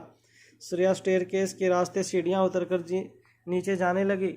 मयूर अपने आदमियों के साथ श्रेया का पीछा करते हुए श्रेया से बातें करके श्रेया को होश में लाने की कोशिश कर रहा था, मगर श्रेया बस बिना रुके बिना पलके झपकाए चलती रही। मयूर लगातार सिसकियां लेकर रो रहा था। उसकी समझ में नहीं आ रहा था कि वह श्रेया को फिर से होश में कैसे लाए। वह जानता था कि आकाश की मौत की खबर का श्रेया पर क्या असर हो सकता था। अनिका ने मयूर को वार्न भी किया था कि चाहे कुछ भी हो जाए, आकाश के मौत की खबर श्रेया के कानों पर नहीं पड़नी चाहिए। मगर मयूर अब यह भी नहीं जानता था कि अचानक अनिका कहाँ गायब हो गई थी। मयूर के लिए अब अपने इमोशंस भी कंट्रोल करना काफ़ी मुश्किल हो गया था। ऐसे में मयूर के मुंह से आकाश की मौत की खबर श्रेया तक पहुंच गई और अब मयूर को मन ही मन अपने आप पर गुस्सा आ रहा था। श्रेया बिना रुके लगातार सीढ़ियां उतरती रही। श्रेया का चेहरा पूरी तरह से नीला पड़ने लगा था। सिस्टर नैन्सी जो श्रेया के पीछे पीछे चल रही थी, उन्होंने मयूर से कहा, मुझे लगता है कि इन्हें जो सदमा लगा है वह इन्हें अंदर से खोखला करता जा रहा है। उनके जीने की इच्छा शक्ति खत्म हो रही है और जिस इंसान को खतरनाक से खतरनाक बीमारी हुई हो उसे तो बचाया जा सकता है, मगर जिस इंसान ने जीने की उम्मीद ही छोड़ दी हो उसे बचाना बहुत मुश्किल है। मुझे लगता है इन्हें शौक से बाहर निकालने के लिए इन्हें इस वक्त रुलाना बेहद ज़रूरी है। अगर उनकी आंखों से आंसू नहीं निकले तो इनके आंसू नासूर बन के इनके अंदर से ख़त्म कर सकते हैं। मयूर भी सिस्टर नैन्सी की बात अच्छी तरह से समझ पा रहा था, मगर उसे समझ नहीं आ रहा था कि वह श्रेया को कैसे रोके, कैसे श्रेया को समझाए कि उसे हकीकत का सामना करना होगा। आकाश की मौत का दुख मयूर को भी अंदर से खोखला बना रहा था, मगर वह जानता था कि आकाश के जाने के बाद आकाश की जिम्मेदारियों को उसे पूरा करना था। आकाश अपने पीछे अपना परिवार छोड़ गया था, इतना बड़ा बिजनेस छोड़ गया था और ढेर सारी यादें छोड़ गया था, जिनके सहारे अब गुलेरिया परिवार को अपने आगे की ज़िंदगी गुजारनी थी। श्रेया काफ़ी देर तक बस बिना रुके सीढ़ियाँ उतरती रही। अचानक ही एक सीढ़ी से श्रेया का पाँव फिसला और श्रेया सीढ़ियों से फिसलते हुए नीचे गिरी। श्रेया का पूरा शरीर सीढ़ियों पर फिसलता हुआ एक रेलिंग से जाकर टकराया। मयूर और बाकी लोग घबराकर श्रेया के पास दौड़े। मयूर के आदमी और सिस्टर नैन्सी श्रेया को उठाकर फिर से हॉस्पिटल कॉरिडोर में लेकर आए। श्रेया 3-4 मंजिल नीचे गिर चुकी थी, मगर लाइफ केयर हॉस्पिटल की हर मंजिल पर एक आईसीयू वार्ड बनाया गया था। सिस्टर नैन्सी ने तुरंत अस्पताल के कुछ स्टाफ मेंबर्स को बुलाया, श्रेया को एक ऐसी खाली वार्ड में एडमिट करवाया। श्रेया के मुंह पर ऑक्सीजन मास्क रखा गया और डॉक्टर इंचार्ज ने श्रेया को एग्जामिन करना शुरू कर दिया। कुछ देर तक श्रेया को एग्जामिन करने के बाद डॉक्टर ने मयूर की ओर देखकर कहा, पेशेंट की हालत बहुत नाजुक है, इनके शरीर में ऑक्सीजन सप्लाई बिल्कुल कम हो चुकी है। मैं अभी इन्हें कुछ इंजेक्शंस देता हूं, जिससे इनका ब्लड सर्कुलेशन कुछ हद तक नॉर्मल किया जाए, वरना हो सकता है कि इन्हें दिल का दौरा भी पड़े। जहां तक बच्चे का सवाल है, बच्चे को कोई नुकसान पहुंचा है या नहीं, यह भी कुछ नहीं कहा जा सकता। पहले हमें पेशेंट को स्टेबलाइज करना होगा, उसके बाद ही हम कुछ कह सकेंगे। मयूर काफ़ी घबरा गया था। अक्सर मयूर जब भी इमोशनली डिस्टर्ब होता था तब वह आकाश की मदद लेता था, और अनिका जब से गुलेरिया परिवार की ज़िंदगी में आई थी तब से लेकर अब तक मयूर भी अपनी बहन से पर्सनल और इमोशनल ज़िंदगी में काफ़ी मदद लेता था। मगर आज मयूर की ज़िंदगी में ना तो आकाश मौजूद था और ना ही अनिका का कोई पता लग रहा था। मयूर ने अपनी आंखों से बहते हुए आंसुओं को रोक कर कर्ण गुलेरिया को कॉल लगाया। कर्ण गुलेरिया ने पिछले कई दिनों से अपना कॉल रिसीव करना पूरी तरह से बंद कर दिया था। मयूर जानता था कि जैसी हालत इस वक्त श्रेया की थी, लगभग कर्ण गुलेरिया भी इस तरह की हालत से गुजर रहे थे। मगर इस वक्त श्रेया और उसके होने वाले बच्चे को अपने परिवार के सहारे की ज़रूरत थी। मयूर बार बार कर्ण गुलेरिया को कॉल लगाता रहा। आखिरकार कुछ देर बाद कर्ण गुलेरिया ने कॉल रिसीव किया।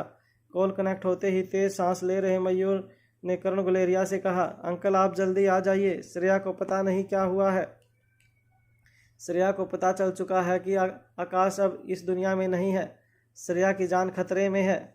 बच्चों के साथ कुछ वक्त बिताने के बाद जब रोहित मारवा हाउस से निकला तब मारवा हाउस के गेट पर भूमिका की कार ने रोहित को रोक लिया। भूमिका अपनी कार से उतरकर रोहित की कार में बैठ गई। कार में बैठते ही भूमिका ने रोहित से कहा, देखा मैंने स्पेशल डिपार्टमेंट की मदद से हर जगह हर पुलिस स्टेशन पर अनिका की तस्वीर भिजवा दी है। सिर्फ दिल्ली में ही नहीं मगर आसपास के सारे स्टेशन के पुलिस हेडक्वार्टर में अनिका की तस्वीर भिजवा दी गई है। मुझे यकीन है कि बहुत जल्द अनिका की कोई खबर हमें ज़रूर मिलेगी। तभी रोहित के मोबाइल फ़ोन पर उसके एक आदमी का कॉल आया। कॉल कनेक्ट होते ही रोहित के आदमी ने रोहित से कहा, बॉस आप एक काम कीजिए, मैं जो लोकेशन भेज रहा हूँ आप जल्द से जल्द वहाँ जाइए। रोहित ने अपने आदमी से पूछा, क्या हुआ है, ज़रा तुम मुझे बताओगे? उस आदमी ने कुछ देर तक खामोश रहने के बाद रोहित से कहा, बॉस दरअसल बात यह है कि हमें यहाँ पर एक लाश मिली है और हम चाहते हैं कि एक बार आप आकर उस लाश को आइडेंटिफाई करें। हेलो गाइस, हमारे यूट्यूब चैनल पर आपका स्वागत है। अगर आपको वीडियोस पसंद आ रही हैं तो प्लीज़ लाइक करें, कमेंट करें और शेयर करें। अगर आपने चैनल को अभी तक सब्सक्राइब नहीं किया है तो प्लीज़ चैनल को सब्सक्राइब ज़रूर कर लें। जैसे ही रोहित के आदमी ने रोहित से कहा कि रोहित को लाश की आइडेंटिफिकेशन करनी होगी, तब रोहित की सांसें थम गई। फ़ोन डिस्कनेक्ट करके रोहित ने अपनी कार तेज़ी से उस लोकेशन की ओर मोड़ ली जिस लोकेशन को रोहित के आदमी ने उसे भिजवाया था।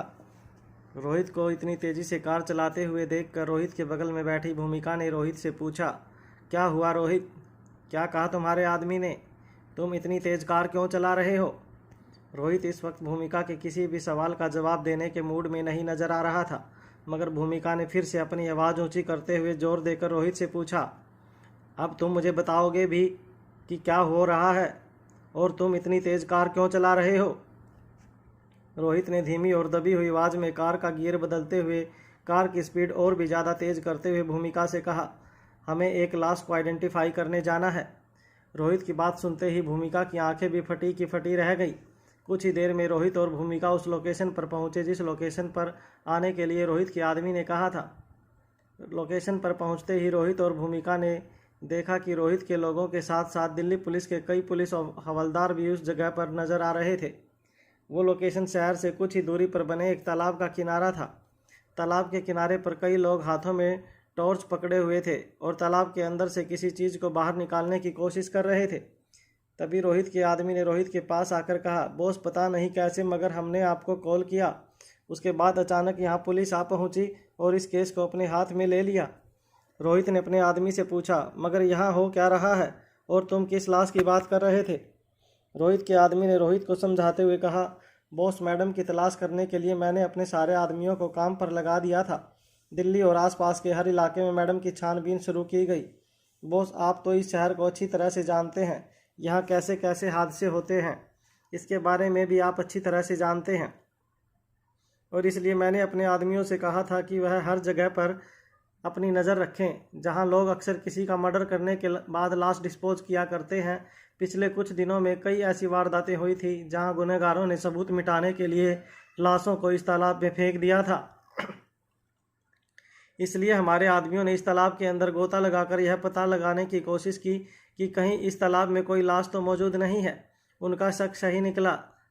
तालाब की तह में उन्हें एक बड़ा सा बक्सा मिला जिसके अंदर उन्हें एक लाश होने की पॉसिबिलिटी लगी। इसलिए मैंने आपको तुरंत कॉल करके यहाँ बुला लिया, मगर पता नहीं कैसे अचानक ही पुलिस यहाँ आ पहुँची और अब पुलिस ने पूरा इलाका अपने कब्जे में कर लिया है। हमें तालाब से दूर रहने का ऑर्डर दे दिया है और अब खुद अपने आदमियों के साथ लाश को बाहर निकाल रहे हैं। इससे पहले कि रोहित आगे बढ़कर पुलिस वालों से बात करता, अचानक ही तालाब की ओर से रोहित के पास आकर इंस्पेक्टर राजेश कहने लगे, अरे रोहित साहब, आप जैसा बड़ा आदमी ऐसे क्राइम स्पॉट पर अगर मिल जाए तो लोगों के साथ साथ हमें भी शक हो जाता है कि कहीं इस क्राइम के साथ आपका कोई लेना देना तो नहीं।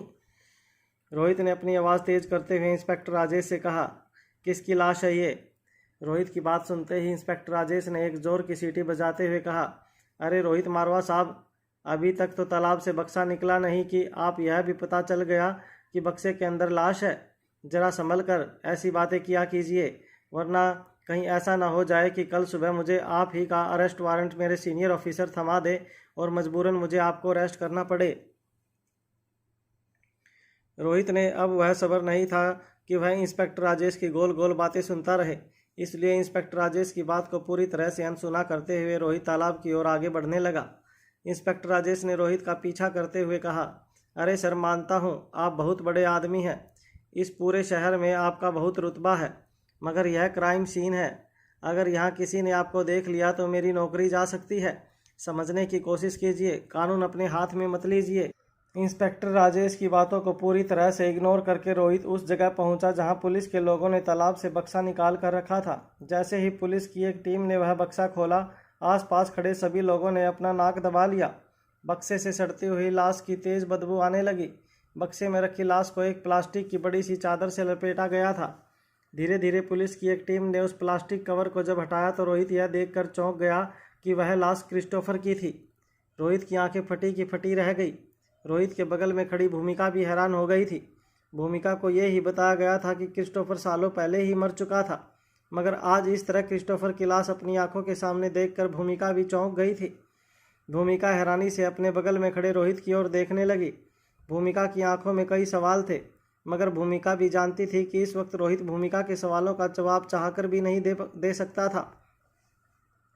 इंस्पेक्टर राजेश ने पंचनामा करते हुए रोहित की ओर देखकर पूछा, शकल से तो कोई विदेशी लगता है, देखिए, आज तक तो इस तालाब में हमारे ही देश के लोगों की लाशें मिली हैं अक्सर। अब यह तालाब सबूत मिटाने का एक इंटरनेशनल गोदाम बन गया है। अब तो विदेशी लाशें भी इस तालाब में मिलती हैं। वैसे रोहित साहब, आप भी एक इंटरनेशनल बिजनेसमैन हैं। क्या आप इस शख्स को पहचानते हैं? रोहित ने जैसे ही इंस्पेक्टर राजेश की बात सुनी, रोहित अड़बड़ाती हुई आवाज़ में कहने लगा, नहीं, मैं इसे नहीं जानता। इंस्पेक्टर राजेश ने अपने दोनों हाथ अपनी कमर पर रखकर रोहित से पूछा, कमाल की बात कर रहे हैं सर। एक तरफ आप कह रहे हैं कि आप इसे नहीं जानते और दूसरी ओर आप ही के लोग इस तालाब के इर्द गिर्द चक्कर लगाते हुए हमें नजर आते हैं। फिर कुछ देर बाद आप भी क्राइम स्पॉट पर पहुंचते हो, जहां पर हमें एक लाश मिलती है, मगर फिर भी आप कहते हो कि आप मरने वाले को नहीं जानते। अगर मेरी जगह और कोई पुलिस वाला होता तो आपकी इन बातों पर यकीन नहीं करता, मगर मैं जानता हूं कि आप एक बहुत बड़े बिजनेसमैन हैं। हो सकता है रात का खाना हजम करने के लिए तालाब के किनारे वॉक करने आए हो। चलिए, मैं इस रिपोर्ट में आपके नाम का जिक्र भी नहीं करूंगा। आखिर हमारे शहर के इतने बड़े रईस और पावरफुल इंसान की इज्जत करना मुझे भी अच्छी तरह से आता है। वो क्या है ना, आजकल यह मीडिया वाले छोटी छोटी बातों का बतंगड़ बना देते हैं और फिर मीडिया के ज़रिए आपकी इतनी बड़ी कंपनी के गुडविल को धक्का लगेगा, और अगर ऐसा हुआ तो वो शेयर बाजार में धड़ाधड़ आपकी शेयर की कीमत गिरने लगेगी और कई मासूम और छोटे मोटे इन्वेस्टर अपनी ज़िंदगी भर की जमा पूंजी हार जाएंगे। पर मैं यह सब होते हुए नहीं देख सकता, वह भी एक अनजान विदेशी आदमी के लिए जिसे किसने मारा, क्यों मारा, यह भी अभी तक पता नहीं चला। मगर कोई बात नहीं, वह कहते हैं ना, कानून के हाथ बहुत लंबे होते हैं। आज नहीं तो कल पता चल ही जाएगा कि इस विदेशी का हमारे देश की मिट्टी के साथ क्या कनेक्शन है। अपनी एक डायरी में कुछ देर तक कुछ लिखने के बाद इंस्पेक्टर राजेश ने अपने आदमियों से कहा, चलो भाई, लाश को कस्टडी में ले लो और सरकारी अस्पताल पोस्टमार्टम के लिए भिजवा दो। मैंने पंचनामा कर लिया है। अपने आदमियों को ऑर्डर देने के बाद इंस्पेक्टर राजेश अपनी जीप की ओर जाने लगे। अचानक इंस्पेक्टर राजेश ने अपने आगे बढ़ते हुए पाँव को रोक लिया और भूमिका की ओर देखकर कहा, अरे ऑफिसर साहिबा, आप तो कुछ ज़्यादा ही टेंशन में लग रही हैं। क्या आप इस विदेशी मूल के आदमी को जानती हैं? कोई स्पेशल ऑपरेशन के हिस्से के तहत अगर आपने इस आदमी को एनकाउंटर में मार गिराया है तो ज़रा हमें भी बता दीजिए। वो क्या है ना, अगर स्पेशल डिपार्टमेंट केस को पलटने की बात करता है तो हमारे लिए बहुत ज़्यादा दिक्कत हो जाती है। कहीं ऐसा तो नहीं कि इस आदमी के एनकाउंटर के पीछे स्पेशल डिपार्टमेंट का कोई हाथ है? भूमिका ने इंस्पेक्टर राजेश की ओर देखकर कहा, नहीं, ऐसा कुछ भी नहीं है। मैं इस इंसान को नहीं जानती। हालांकि भूमिका के एक्सप्रेशन से इंस्पेक्टर राजेश को एक बात तो पता चल गई थी कि हो ना हो भूमिका मरने वाले को अच्छी तरह से जानती थी।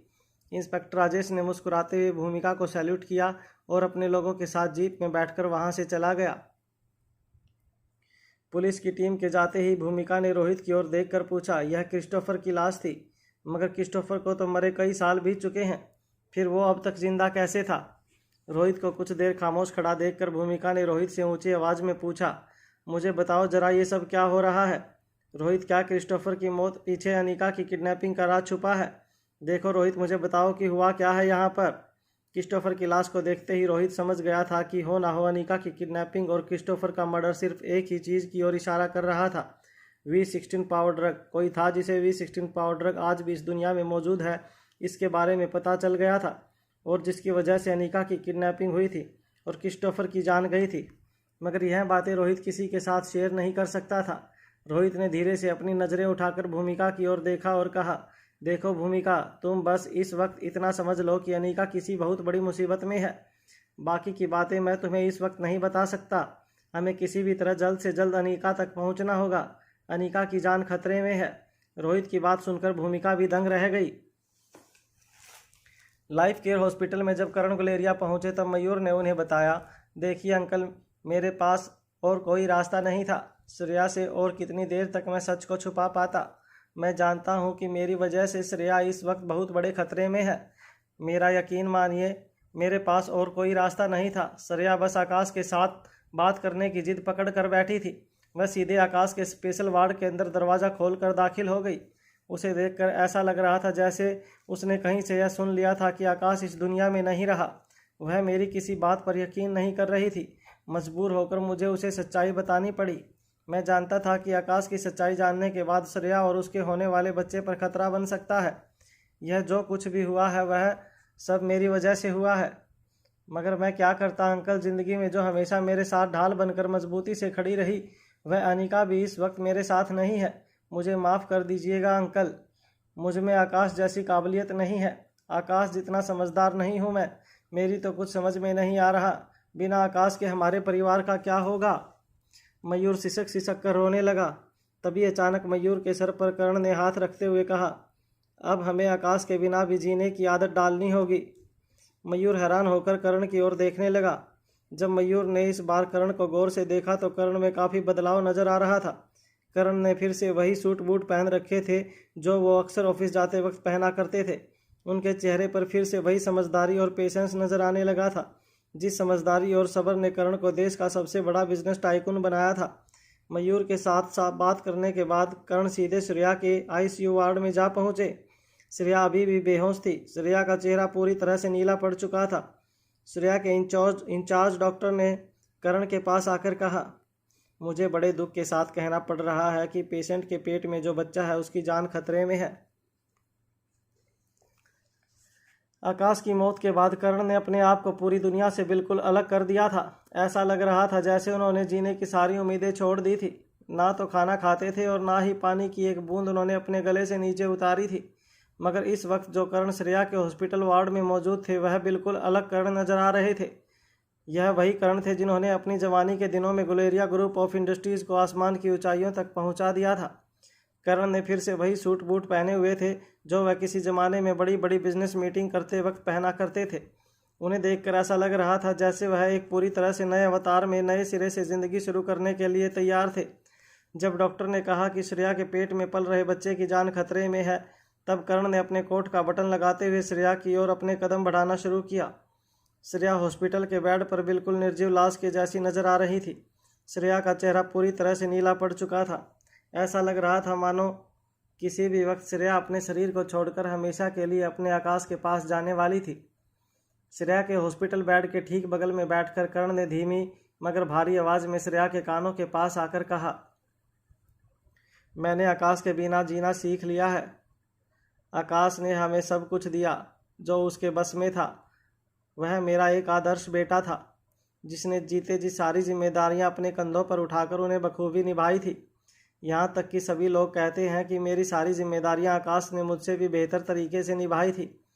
जब भी मैं यह सुनता कि आकाश गुलेरिया ग्रुप ऑफ इंडस्ट्रीज़ को एक नई ऊंचाई पर ले जा रहा है तो मेरा सर हमेशा फ़ख्र से ऊंचा हो जाता। आकाश को बचपन से मैंने ही ट्रेनिंग दी थी। कहीं ना कहीं उसकी सफलता के पीछे मेरी ट्रेनिंग का ही हाथ था। इसलिए हमेशा मैं आकाश के सक्सेस पर अपने आप को शाबाशी देता था। जहाँ तक मैं जानता हूँ आकाश ने न सिर्फ एक अच्छे बेटे होने की सारी जिम्मेदारियाँ निभाई हैं, मगर एक अच्छा पति और एक आदर्श बाप की जिम्मेदारी भी आकाश ने बखूबी निभाई है। मैं अच्छी तरह से जानता हूँ कि तुम और आकाश एक दूसरे से बेहद प्यार करते थे और एक दूसरे के बिना जी नहीं सकते। अगर आज तुम्हें कुछ हो गया तो शायद आकाश की भी यही हालत होती जो आज तुम्हारी है। मगर बेटा, तुम्हारे शरीर में एक छोटी सी जान पल रही है। आकाश तुम्हारे शरीर में अपना एक अंश छोड़कर गया है, पर मैं अच्छी तरह से जानता हूँ कि तुम इतनी स्वार्थी नहीं हो कि अपने प्यार को पाने के लिए यह शरीर छोड़कर उसके पास जाने के लिए एक नादान जान को इस दुनिया में आने से रोक लो। ज़रा सोचो, अगर तुम आकाश के पास चली गई और आकाश का यह अंश जो तुम्हारे शरीर में पल रहा है उसे अगर इस दुनिया में आने का मौका नहीं मिला तो क्या आकाश को खुशी होगी? मैंने इस सच को स्वीकार कर लिया है। आकाश अब दोबारा मुझे कभी नहीं मिलने वाला और साथ ही साथ आकाश की सारी जिम्मेदारियां भी मैंने अपने कंधों पर उठा ली हैं। परिवार और बिजनेस को अब आकाश की जगह मैं संभाल लूँगा, मगर हाँ, तुम्हारे होने वाले बच्चे और पिंकी की जिम्मेदारी अब तुमको ही उठानी होगी। अगर मेरा और तुम्हारा आकाश के लिए प्यार सच्चा है तो हमें आकाश को यह श्रद्धांजलि ज़रूर देनी होगी। तुम्हें अपने आप को संभालना होगा, अपने लिए नहीं, आकाश के लिए। आकाश के होने वाले बच्चे के लिए तुम्हें ज़िंदा रहना होगा। मैंने अपनी ज़िंदगी के कई साल एक ज़िंदा लाश बनकर गुजारे हैं। मैं जानता हूँ कि बिना मकसद की ज़िंदगी जीना कितना मुश्किल होता है। तुम जिसे अपना प्यार समझकर अपनी ज़िंदगी समझ बैठते हो, अगर वही तुम्हारी ज़िंदगी में ना रहे तो ज़िंदगी बेवजह हो जाती है। मगर फिर भी हमें ज़िंदा रहना होता है क्योंकि हमारी ज़िंदगी से और कई लोगों की ज़िंदगियाँ जुड़ी होती हैं जिन्हें हमारी ज़रूरत होती है। जिस तरह आज पिंकी को तुम्हारी ज़रूरत है, तुम्हारे पेट में पल रहे आकाश के होने वाले बच्चे को इस दुनिया में आने के लिए अपनी माँ की ज़रूरत है। करण की आवाज़ जैसे जैसे श्रेया के कानों पर पड़ रही थी तब ऐसा लग रहा था जैसे श्रेया के शरीर के अंदर कोई हलचल होने लगी थी। तभी पीछे खड़ी डॉक्टर ने अपने स्टाफ से कहा, हरी अप, अभी इसी वक्त पेशेंट पर मॉनिटरिंग मशीन लगा दो। मुझे किसी भी हालत में पेशेंट की मेंटल कंडीशन को स्टेबलाइज करना है, जिसके लिए मुझे शायद पेशेंट को भारी मात्रा में एंटीप्रेसेंट्स देने पड़े। जैसे ही करण ने डॉक्टर की यह बात सुनी तब करण ने अपनी जगह से खड़े होते हुए कहा, नहीं, इसकी कोई ज़रूरत नहीं है। श्रेया को लड़ना होगा। मैं जानता हूँ कि वह लड़ेगी। आप बस इसे अपनी निगरानी में रखिए। She will fight back. तालाब के किनारे भूमिका और रोहित दोनों ही काफ़ी गहरी सोच में डूबे हुए नजर आ रहे थे। कुछ देर बाद भूमिका ने रोहित से कहा, रोहित, मेरी तो समझ में नहीं आ रहा है कि इतना नेटवर्क यूज़ करने के बाद भी हमारा कोई भी आदमी हम तक अनीका की खबर नहीं पहुंचा पा रहा है। मैं स्पेशल डिपार्टमेंट की ऑफिसर हूं। मैंने मुश्किल से मुश्किल केसेस सॉल्व किए हैं, मगर मैं अपनी ही बहन जैसी भाभी को ढूंढ नहीं पा रही हूँ। रोहित और भूमिका दोनों ही एक बड़े से पेड़ के नीचे बैठे थे।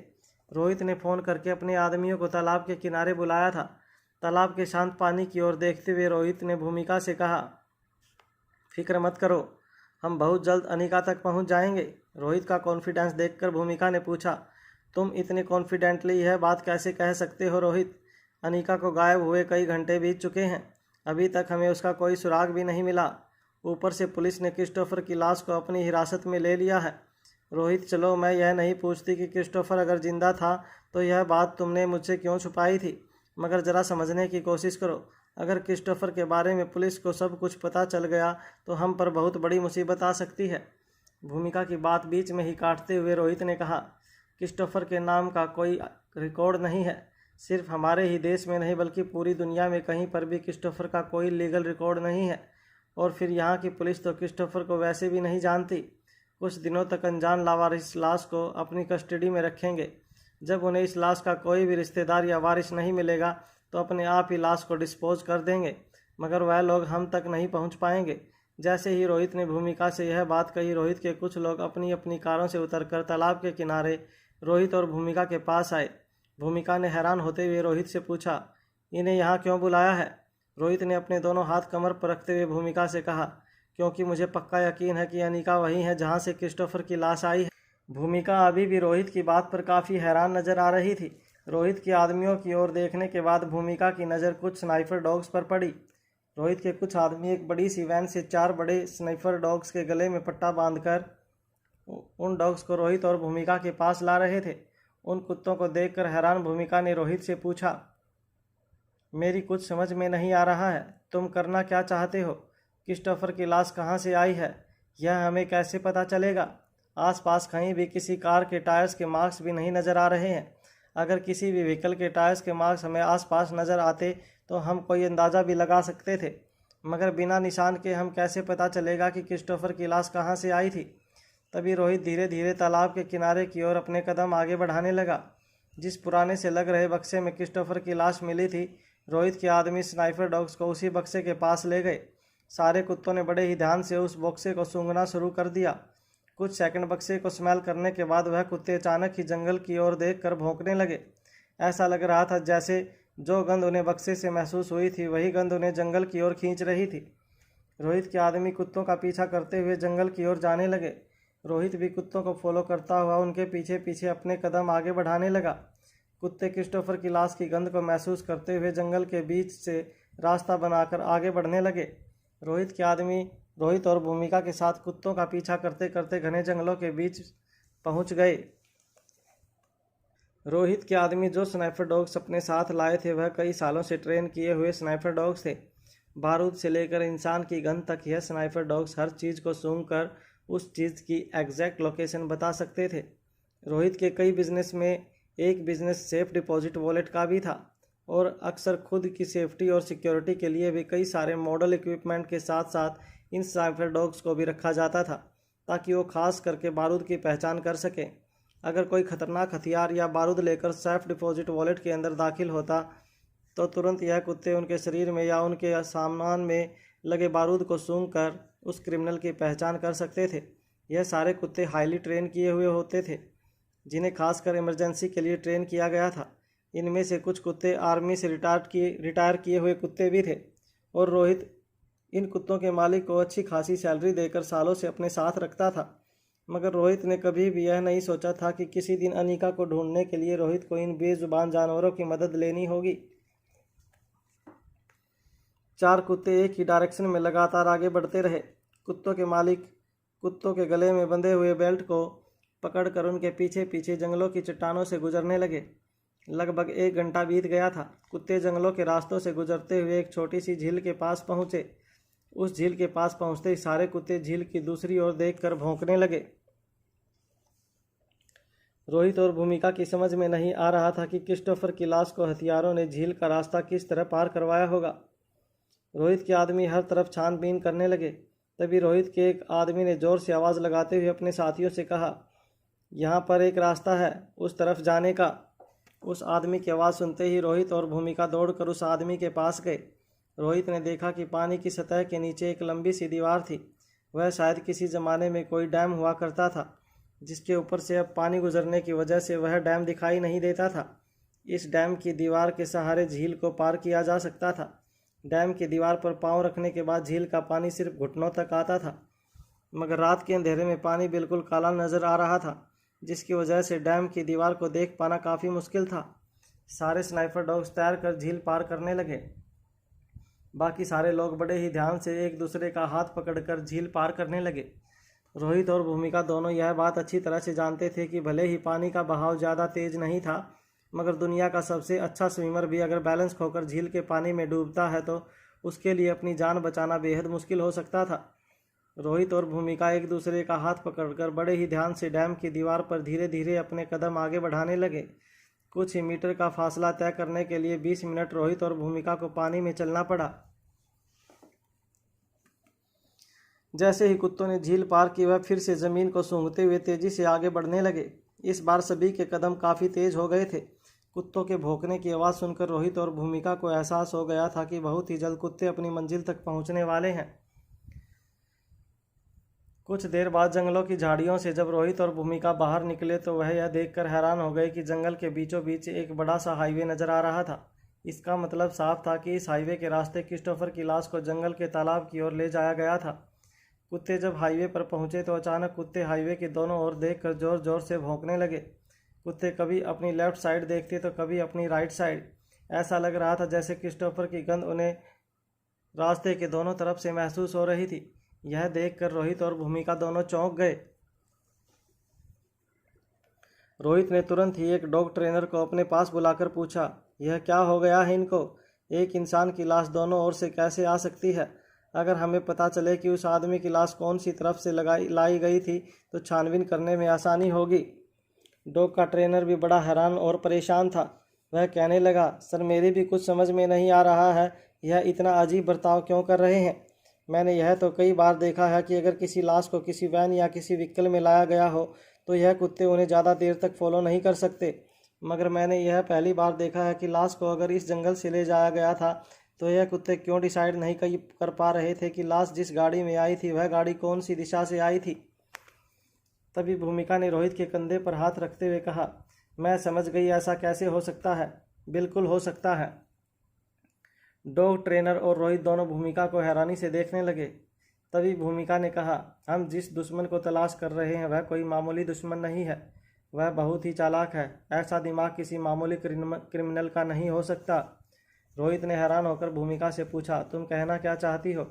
भूमिका ने कुछ देर मन ही मन सोचने के बाद रोहित से कहा, शायद हमारा दुश्मन ये अच्छी तरह से जानता था कि हम इसी तरह से उसे ढूंढने की कोशिश करेंगे और इसलिए क्रिस्टोफर की लाश को 2 अलग अलग दिशाओं से लाया गया। रोहित के आसपास खड़े लोग भूमिका की इस बात पर काफ़ी हैरान हो गए। रोहित ने भूमिका से कहा कि तुम क्या कह रही हो, यह कैसे हो सकता है? भूमिका ने रोहित की बात काटते हुए कहा, हो सकता है, बिल्कुल हो सकता है। क्रिस्टोफर की लाश को 2 हिस्सों में काटकर 2 अलग अलग गाड़ियों में 2 अलग अलग दिशाओं से यहाँ लाया गया था। भूमिका की बात सुनते ही रोहित और उसके आसपास खड़े लोग हैरान होकर एक दूसरे को देखने लगे। भूमिका की बातों से लग रहा था कि उसने पहले भी इस तरह का केस हैंडल किया था। भूमिका ने दबी हुई आवाज़ में रोहित से कहा, हो ना हो हमारा दुश्मन बहुत ही ज़्यादा शातिर है। उसे अपनी प्लानिंग से ज़्यादा हमारी प्लानिंग पर भरोसा है और वह हर कदम वहीं से चलता है जहां हमारी प्लानिंग खत्म होती है। भूमिका के साथ साथ अब रोहित भी काफ़ी ज़्यादा परेशान लगने लगा था। रोहित ने जो प्लानिंग की थी, उस प्लानिंग के ज़रिए रोहित को लग रहा था कि वह ज़रूर अनीका तक पहुंच जाएगा, मगर रोहित की आखिरी उम्मीद पर भी पानी फिर चुका था।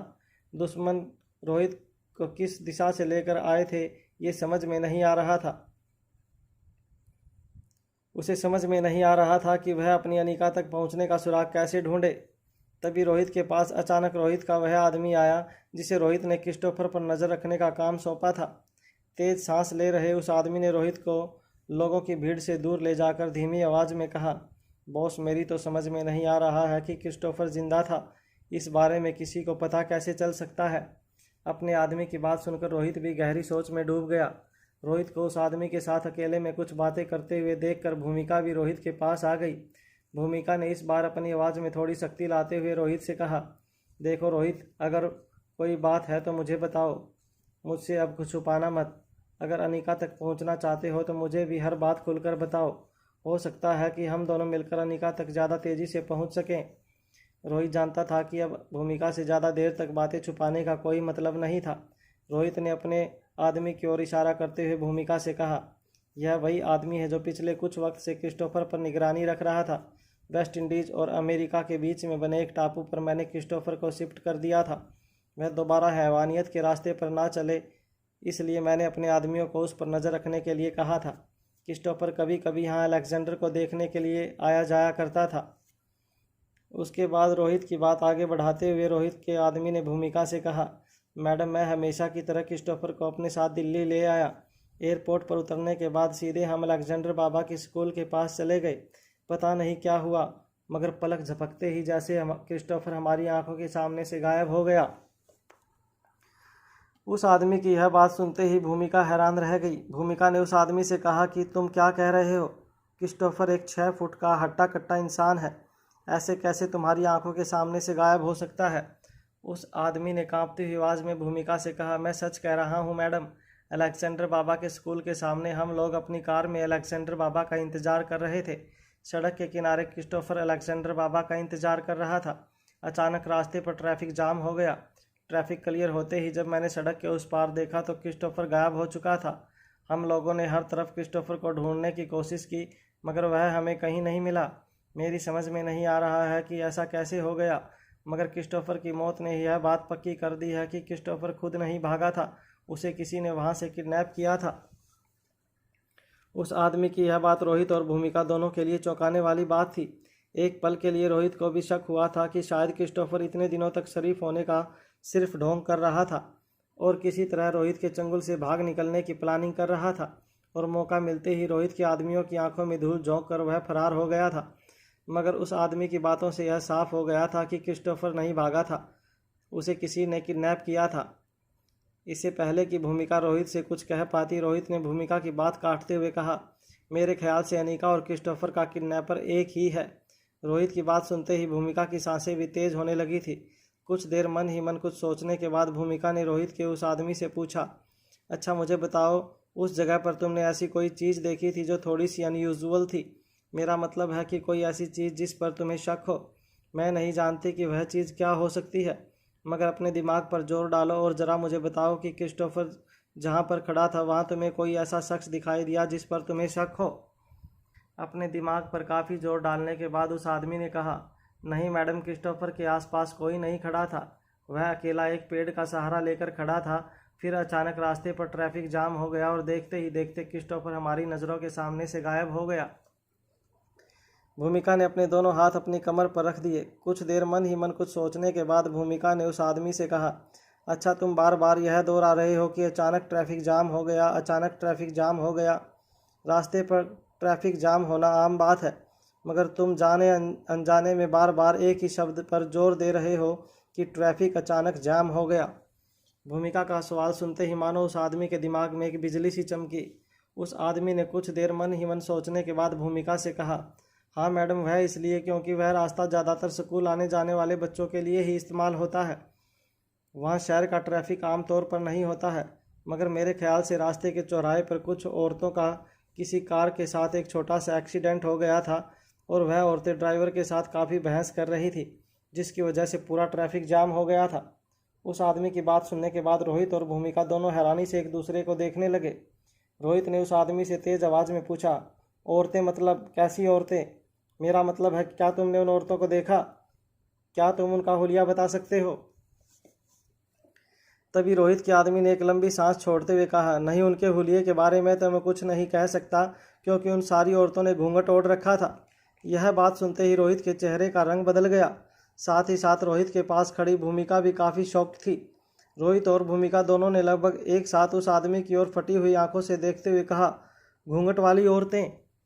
उस आदमी ने अपनी बात आगे बढ़ाते हुए कहा, हाँ साहब, गांव की औरतें थी, शायद पानी भरने के लिए रास्ता क्रॉस कर रही थी। तभी किसी की तेज़ गाड़ी किसी एक औरत से जाकर टकराई और बाकी की औरतों ने उस ड्राइवर के साथ झगड़ने लगी। हमारे देश में तो यह काफ़ी आम बात है।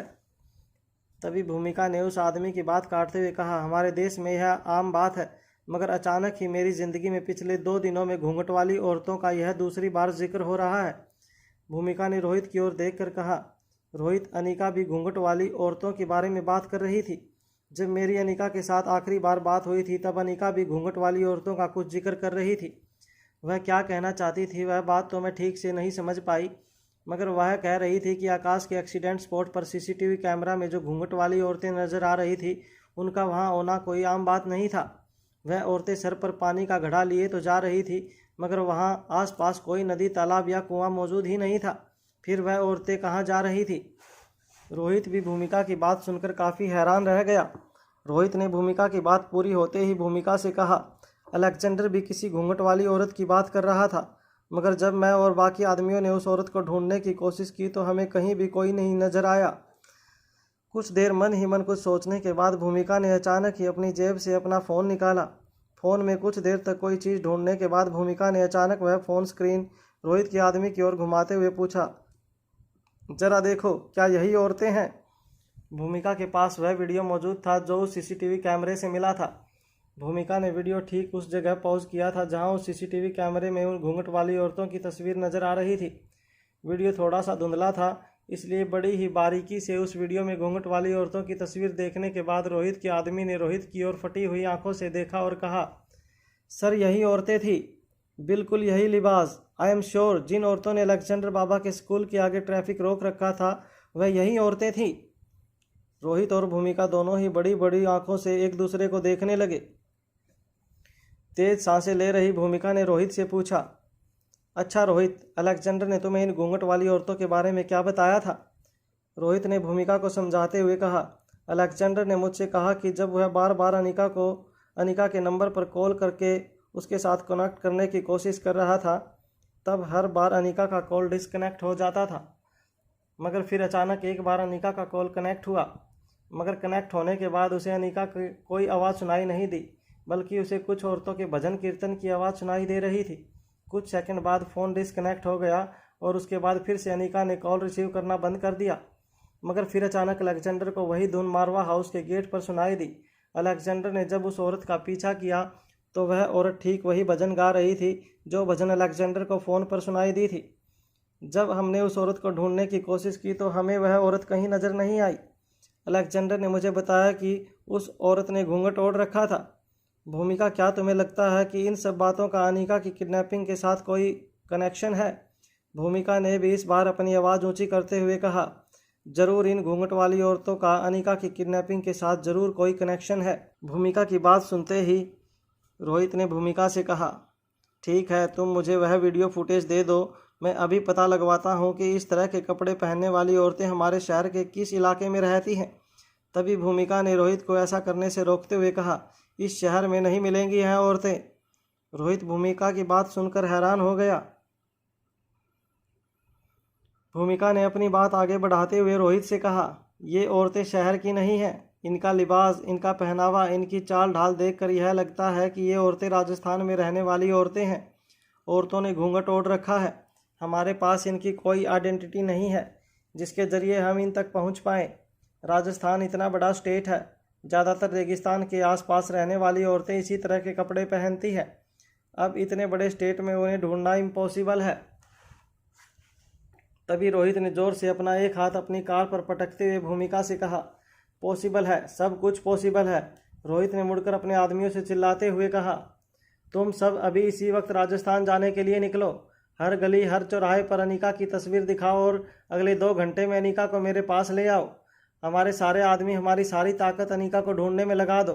जाओ, अभी इसी वक्त निकलो यहाँ से। रोहित के सारे आदमी हैरानी से एक दूसरे को देखने लगे। हर बार अपने बॉस का दिया हुआ ऑर्डर वह आंखें बंद करके फॉलो करते थे, मगर इस बार रोहित जो कह रहा था वह करना उनके बस में नहीं था। भूमिका ने भी रोहित को पहली बार इतनी बौखलाहट में देखा था। भूमिका जानती थी कि रोहित के दिल में उठ रहे इमोशंस ने रोहित के बिहेवियर को पूरी तरह से बदल कर रख दिया था। रोहित के कंधे पर हाथ रखकर भूमिका ने कहा, देखो रोहित, यह इतना आसान नहीं है। जिन औरतों ने इतनी लंबी चौड़ी प्लानिंग की है वह इतनी आसानी से हमारे हाथ नहीं लगने वाली। हमें धीरे धीरे हर कड़ी को जोड़कर अनीका तक पहुंचना होगा। आज इतने घंटे बाद हमें पहला सुराग मिला है जो हमें अनीका तक पहुंचा सकता है। मुझे यकीन है कि हर कड़ी को जोड़ते हुए हम जल्द से जल्द अनीका तक पहुंचेंगे, मगर यह वक्त इमोशन में आकर गलत फैसले लेने का नहीं है। हमें शांत रहकर हर उस सुराग को ढूंढना है जो हमें अनीका तक पहुंचने में मदद कर सकता है। अंधेरे कमरे में अनीका ने अपने आप को घूंघट वाली औरतों से लड़ने के लिए पूरी तरह से तैयार कर लिया था। अनीका नहीं जानती थी कि घूंघट वाली औरतें कौन थी और उनके इतने शक्तिशाली होने के पीछे किसका हाथ था, मगर वो जानती थी कि वह औरतें किसी बड़े मिशन पर थी। इसलिए अंधेरे कमरे में भी अनीका ने हर कदम को गिन गिन कर कमरे में पड़े फर्नीचर और दीवारों के बीच का फासला अपने मन में गिन रखा था। अनीका अब अंधेरे में भी पूरे कमरे में बिना किसी चीज़ से टकराए चल सकती थी। अनीका जानती थी कि अगर कमरे में छाए अंधेरे को वह अपना दोस्त बना लेती है तो वह ज़रूर घूंघट वाली औरतों से मुकाबला कर सकती थी। अनीका के पास उस जगह से बचकर निकलने का इसके अलावा कोई रास्ता नहीं था। बस अब अनीका को इंतज़ार था तो उस दरवाजे के खुलने का। अनीका पूरी तरह से अटैक करने के लिए तैयार थी। हवेली की छत पर बैठी दमयंती देवी ने अपनी एक साथी से कहा, उस क्रिस्टोफर की लाश इंस्पेक्टर राजेश ने अपनी कस्टडी में ले ली है। मैं अच्छी तरह से जानती हूँ कि इस लाश को देखने के बाद रोहित मारवा को यह तो अंदाज़ा हो गया होगा कि जिस किसी ने क्रिस्टोफर को मारा है अनीका भी उसी के पास है, मगर मौत के साए में छिपे लोगों को ढूंढना किसी भी इंसान के बस की बात नहीं है। और हम सब यहाँ जितनी भी औरतें मौजूद हैं उनकी सबसे बड़ी ढाल उनकी मौत है। जिंदा होते हुए भी हम इस दुनिया के लिए मर चुकी हैं और यह मौत ही हमारा सबसे बड़ा सुरक्षा कवच है। जब तक हम मरी हुई हैं तब तक कोई हमारा बाल भी बांका नहीं कर सकता। दमयंती देवी के सामने ज़मीन पर बैठी औरतों ने बड़े ही अदब से सर झुकाकर पूछा, मगर माँ साहब, कब तक हम लोग इसी तरह अंधेरे में अपनी ज़िंदगी बिताएंगे? हम सब औरतें आप पर विश्वास करती हैं, हमें आपकी हर बात पर भरोसा है। इस समाज ने हम औरतों को काफ़ी पीड़ा दी है। यहाँ पर जितनी भी औरतें मौजूद हैं वह सभी औरतें कभी ना कभी इस समाज की बुराई का शिकार हुई हैं और कहीं ना कहीं हम सबके दिलों में बदले की भावना है। आपकी कही हुई हर बात हमें मंजूर है। आप जो कहेंगी वही हम करेंगे। बस आपसे हाथ जोड़कर विनती है कि हमारे दिलों में जल रही बदले की आग को शांत कीजिए माँ साहब। हम सब समाज में अभी भी खुलेआम घूम रहे हमारे दुश्मनों को सज़ा देना चाहते हैं। हमें जल्द से जल्द न्याय चाहिए माँ साहब। हम अपने ही हाथों से हम पर हुए जुल्म का बदला लेना चाहते हैं। तभी दमयंती देवी अपनी जगह से खड़ी होकर कहने लगी, वह वक्त बहुत जल्दी आ जाएगा जिस दिन यह लड़की हमें वह अमर होने की जड़ी बूटी का राज बता देगी। मैं इस दुनिया की सबसे शक्तिशाली इंसान बन जाऊंगी और क्योंकि तुम सब मेरी वफादार हो तो मेरी इस ताकत का इस्तेमाल मैं तुम लोगों को इंसाफ दिलाने के लिए करूंगी। बस एक बार वह अमर होने की जड़ी बूटी मेरे हाथ लग जाए, उसके बाद हम में से किसी को भी अंधकार में रहने की कोई ज़रूरत नहीं होगी। हम सब फिर से जी उठेंगे। मौत की चादर हमेशा हमेशा के लिए हमारे चेहरे से हट जाएगी और जिस ज़िंदगी ने तुम लोगों को इतना दुख दिया है वह ज़िंदगी तुम लोगों के कदम चूमेगी। यह मेरा वादा है तुम लोगों से। दमयंती देवी की बात सुनकर छत पर बैठी तमाम औरतों ने अपना सर झुकाकर दमयंती देवी का जयकारा करना शुरू कर दिया। कुछ देर बाद दमयंती देवी ने अपने दोनों हाथ हवा में लहराते हुए सभी औरतों को शांत किया और कहा, मगर जब तक हमें वह जादुई जड़ी बूटी नहीं मिल जाती इतना याद रखना कि हमारी मौत ही हमारा सुरक्षा कवच है। कानून की नज़रों में हम सभी औरतें मर चुकी हैं, इसलिए जब तक वह जादुई जड़ी बूटी हमारे हाथ न लग जाए इतना याद रखना कि ना कोई तुम्हारा चेहरा देख पाए और ना ही कोई तुम्हें पकड़ पाए। अगर हम में से एक भी औरत इस दुनिया की नज़रों में आ जाएगी तो धीरे धीरे हम सब की मौत का पर्दा हमारे चेहरे से हट जाएगा। दमयंती देवी की बात को बीच में काटते हुए एक घूंघट वाली औरत अपनी जगह से खड़ी होकर कहने लगी, माँ साहब, ऐसा कभी नहीं होगा। अगर आपका दिया हुआ कोई काम करते वक्त हम पकड़े भी गए तो उसी वक्त हम अपनी जान दे देंगे, और हमारे पास हर वक्त यह जो एसिड होता है उसे वहीं अपने चेहरे पर डाल देंगे, ताकि कोई यह जान न पाए कि हम कौन थी, कहाँ से आई थी और हमारा अतीत क्या था। आपके किए हुए एहसानों का बदला हम अपनी जान देकर भी चुका सकते।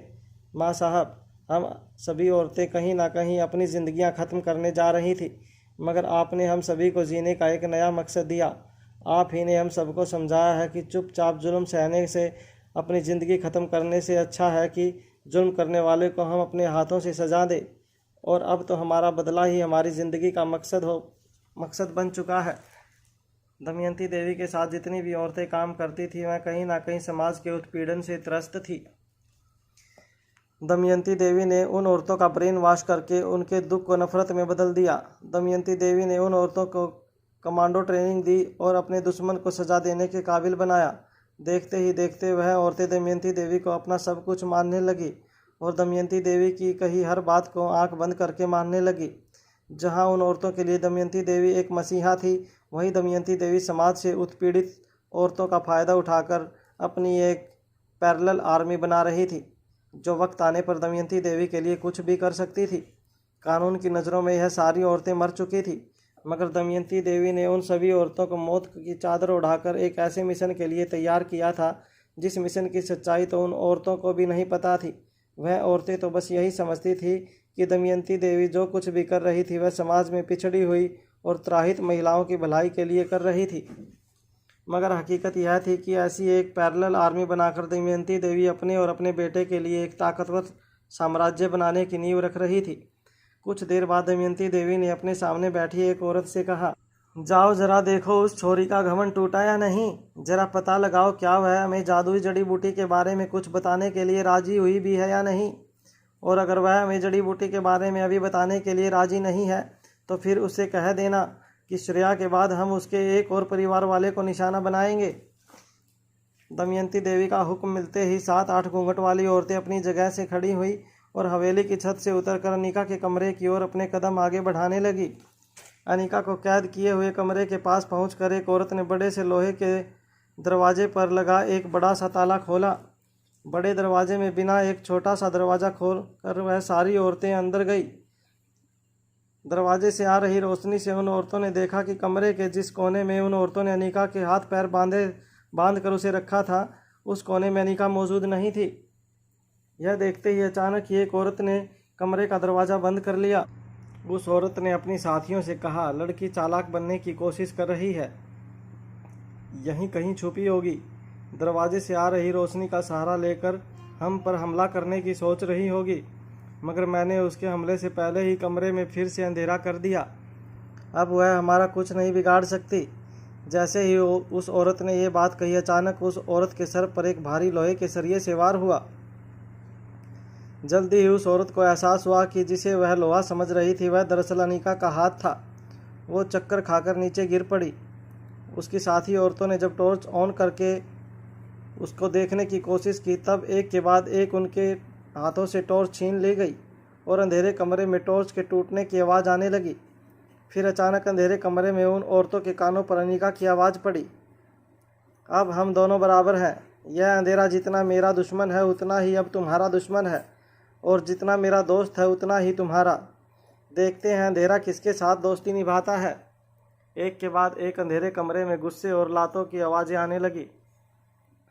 सारी औरतें चिल्ला चिल्ला कर एक दूसरे से मदद मांगने लगी, मगर टॉर्च की रोशनी ना होने की वजह से उन औरतों को अनिका का हमला रोकने में काफ़ी दिक्कत हो रही थी। अनिका एक के बाद एक उन औरतों पर वार करती रही थी। उन औरतों के चीखने चिल्लाने की आवाज़ से अनिका को उनकी पोजीशन का पता चलता था। अंधेरे कमरे में कौन सा फर्नीचर कहाँ रखा है और कौन सी दीवार कितने कदम के बाद आती है, अनिका ने यह सब कुछ अच्छी तरह से समझ लिया था। औरतों की आवाज़ आते ही वह एक के बाद एक औरतों को घायल करती रही। कुछ मिनट में सारी औरतें ज़मीन पर गिरी दर्द से तड़प रही थी।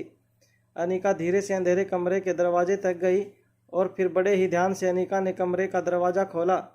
सूरज की तेज़ रोशनी जैसे ही अनिका की आंखों से टकराई, अनिका ने अपनी आंखें छोटी कर ली। अनिका धीरे से कमरे से बाहर आई। अनिका ने वहाँ जो कुछ भी देखा वह देखकर अनिका दंग रह गई। उस छोटे से खंडर को पूरी तरह से एक हाईटेक लेबोरेटरी में कन्वर्ट कर दिया गया था। घूंघट वाली औरतें नीचे बेसमेंट में कई सारे साइंटिफिक आविष्कार करने की कोशिश कर रही थी। उन औरतों को देखकर ऐसा लग रहा था कि भले ही उनका पहनावा काफ़ी देसी किस्म का था, मगर वह काफ़ी ट्रेंड औरतें थीं। अनिका को समझ नहीं आ रहा था कि आखिर वह औरतें क्या कर रही थी। अनिका एक डॉक्टर थी और आयुर्वेदिक दवाइयों के बारे में भी काफ़ी अच्छी तरह से जानकारी रखती थी। अनिका उनके एक्सपेरिमेंट को देखकर इतना तो समझ गई थी कि वह लोग जरूर कोई केमिकल एक्सपेरिमेंट को अंजाम दे रहे थे। उन औरतों को देखकर अनिका इतना समझ गई थी कि हो सकता है कि किसी एक औरत में उन बाकी की औरतों को सारे एक्सपेरिमेंट करना सिखाया होगा। अनिका धीरे से उस खंडर की जैसी हवेली में अपने कदम आगे बढ़ाने लगी। तब अनिका ने देखा कि उसके ठीक सामने कुछ औरतें अपनी कमर पर हाथ रखकर अनिका की ओर देख रही थी। उन औरतों को अपने रास्ते में देखकर अनिका ने अपने आगे बढ़ते हुए कदम रोक लिए। घूंघट के पीछे छिपी औरतों का चेहरा अनिका को नजर नहीं आ रहा था, मगर वह समझ चुकी थी कि उन सारी औरतों में एक खास औरत थी जो बाकी सारी औरतों से काफ़ी अलग नजर आती थी। भले ही उस औरत का चेहरा भी घूंघट के पीछे छुपा था, मगर उस औरत की चाल ढाल खड़े रहने का तरीका देखकर अनिका समझ गई थी कि वह औरत और कोई नहीं बल्कि वही औरत थी जो अंधेरे कमरे में अनिका के साथ बातें कर रही थी। वह औरत बाकी सारी औरतों के मुकाबले कुछ कदम आगे खड़ी थी। उस औरत को देखकर ऐसा महसूस हो रहा था कि घूंघट के पीछे से भी वह अनिका को साफ साफ देख सकती थी। कुछ देर बाद घूंघट के पीछे से एक आवाज़ अनिका के कानों पर पड़ी। ठीक पहचाना तुमने, मैं ही हूँ इस पूरी साम्राज्य की रानी। प्यार से मेरी सारी सहेलियाँ मुझे क्या कहकर पुकारती हैं यह तुमने जानने की ज़रूरत नहीं। इस हवेली को देखकर तुम्हें काफ़ी आश्चर्य हो रहा होगा। यहाँ इतनी सारी औरतें इस तरह से काम कर रही हैं, यह सारी बातें तुम्हें काफ़ी हैरान कर रही होंगी। मगर मैं तुम्हें इतना बता दूं कि हम लोग यहाँ वह काम कर रही हैं जिस काम में हमें सुकून मिलता है। हम न सिर्फ हमारी प्रगति चाहती हैं बल्कि पूरी दुनिया की प्रगति चाहती हैं। हम इस पूरी दुनिया को एक दिन जीने लायक एक बेहतर दुनिया बनाने के लिए काम कर रही हैं। मैं तो चाहूँगी कि तुम भी हमारी टीम में हमारे साथ जुड़ जाओ, मगर मैं अच्छी तरह से जानती हूँ कि तुम भी अपनी माँ की तरह काफ़ी ज़िद्दी और अड़ियल हो। इतनी आसानी से मेरा ऑफ़र स्वीकार नहीं करोगी। अब जैसे कि मैंने तुम्हें वक्त दिया था वैसे तुम सोच समझकर अपना हर कदम उठाना। मैंने तुमसे अमर होने की जड़ी बूटी मांगी थी, जिसके बदले मैं तुम्हें आज़ादी देने ही वाली थी, मगर तुमने खुद आज़ाद होने की कोशिश करके हम सबके दिलों में तुम्हारे लिए जो भरोसा था उसे हमेशा के लिए ख़त्म कर दिया है। यहाँ से भागने की कोशिश करना बिल्कुल फिजूल है। इसे कोई मामूली जेल की चार दीवारी मत समझना, जिसे आजकल के बच्चे भी बड़े ही आराम से कूद कर पार कर जाते हैं। अनिका अच्छी तरह से जानती थी कि सीधे सीधे गांव के लिबास में दिखने वाली औरतें फाइट में भी काफ़ी खतरनाक थी। उनके पास वह कला मौजूद थी जो सालों पहले पूरी दुनिया से लुप्त हो चुकी थी। उंगलियों को फेर कर नसों को अटकाने की कला। प्राचीन काल में जब मॉडर्न हथियारों का आविष्कार नहीं हुआ था तब प्रदेश के सैनिक अपने राज्य को बचाने के लिए दुश्मनों पर इस्तेमाल किया करते थे। जब आधुनिक हथियारों का आविष्कार भी नहीं हुआ था तब इंसान अपने शारीरिक शक्ति के बल पर ही अपने राज्य की रक्षा करता था। उस जमाने में दक्षिण भारत में यह कला प्रचलित हुई थी। अनिका आयुर्वेदिक और प्राचीन दवाइयों के बारे में काफ़ी कुछ जानती थी। अनिका ने इस कला के बारे में भी काफ़ी कुछ पढ़ रखा था। वह जानती थी कि भले ही अनिका शारीरिक ताकत और अपनी मॉडर्न फाइटिंग टेक्निक के जरिए उनके साथ मुकाबला भी कर सकती थी और वहां से बचकर निकल भी सकती थी, मगर अनिका यह बात भी अच्छी तरह से जानती थी कि उन औरतों के पास जो कला थी उसके जरिए वह बड़ी ही आसानी से अनिका को मुकाबले में हरा सकती थी, क्योंकि वह जो डिफेंस और अटैक की कला जानती थी उसमें शारीरिक जोर से ज़्यादा टेक्निक की ज़रूरत होती थी, और अनिका ने पहले ही उन औरतों की टेक्निक का सामना कर लिया था। अनिका जानती थी कि उनके साथ मुकाबला करना आसान नहीं होने वाला था, मगर जब मुकाबला करना ज़रूरी था, अगर अनिका उन औरतों के चंगुल से बचकर बाहर निकलना चाहती थी तो अनिका को यह मुकाबला करके उन औरतों को हराना ज़रूरी हो गया था। घूंघट के पीछे छिपी उन औरतों की लीडर दमयंती देवी ने अपने साथियों को अनिका को रोकने का इशारा किया। अपनी माँ साहब का इशारा देखते मिलते ही वह सारी औरतें धीरे धीरे अपने कदम अनिका की ओर बढ़ाने लगी। दमयंती देवी ने अपनी आवाज़ ऊंची करते हुए अनिका से कहा, मेरी मानो तो चुपचाप वापस उस कमरे में चली जाओ, या फिर हमें बता दो कि वह जड़ी बूटी तुमने कहाँ छुपा रखी है। हमें एक बार वह जड़ी बूटी मिल जाएगी, उसके बाद हम खुद तुम्हें तुम्हारे घर छोड़ आएंगे। तब तक तुम यहाँ बड़े ही आराम से हमारी मेहमान बनकर रह सकती हो। वह औरतें धीरे धीरे अनिका की ओर अपने कदम आगे बढ़ाने लगी थी। अनिका ने भी तय कर लिया था कि वह उन औरतों के साथ लड़ेगी। जैसे ही वह औरतें अनिका के कुछ कदमों की दूरी पर आई, अनिका ने एक ऊंची छलांग लगाकर उन औरतों की लीडर दमयंती देवी को अपनी गिरफ्त में पकड़ लिया। अपनी लीडर को अनिका की गिरफ्त में देखकर उन औरतों में से एक औरत ने अनिका से कहा, देखो, अगर माँ साहब को कुछ भी हुआ है तो हम तुम्हें जिंदा नहीं छोड़ेंगे, छोड़ दो उन्हें। अनिका ने काफ़ी ज़ोर से दमयंती देवी का गला पकड़ लिया था। अनिका एक बार देखना चाहती थी कि जिस औरत ने अनिका को इतने वक्त से बंदी बनाकर रखा था और जो औरत आकाश के खून के पीछे की साजिश की मास्टरमाइंड थी, वह औरत कौन थी और उसका असली चेहरा क्या था। अनिका ने अपनी गिरफ्त और भी ज़्यादा मजबूत करते हुए दमयंती देवी से कहा, दुनिया का सबसे ताकतवर इंसान बनने की चाहत ने तुम्हें इंसान ही नहीं रहने दिया। अगर तुम्हें V16 पावर ड्रग ही चाहिए था तो मुझे मुकाबला करती। आकाश ने तुम्हारा क्या बिगाड़ा था? उसका इन सब से कोई वास्ता नहीं था। उसे तो पता भी नहीं कि पावर ड्रग क्या चीज़ है।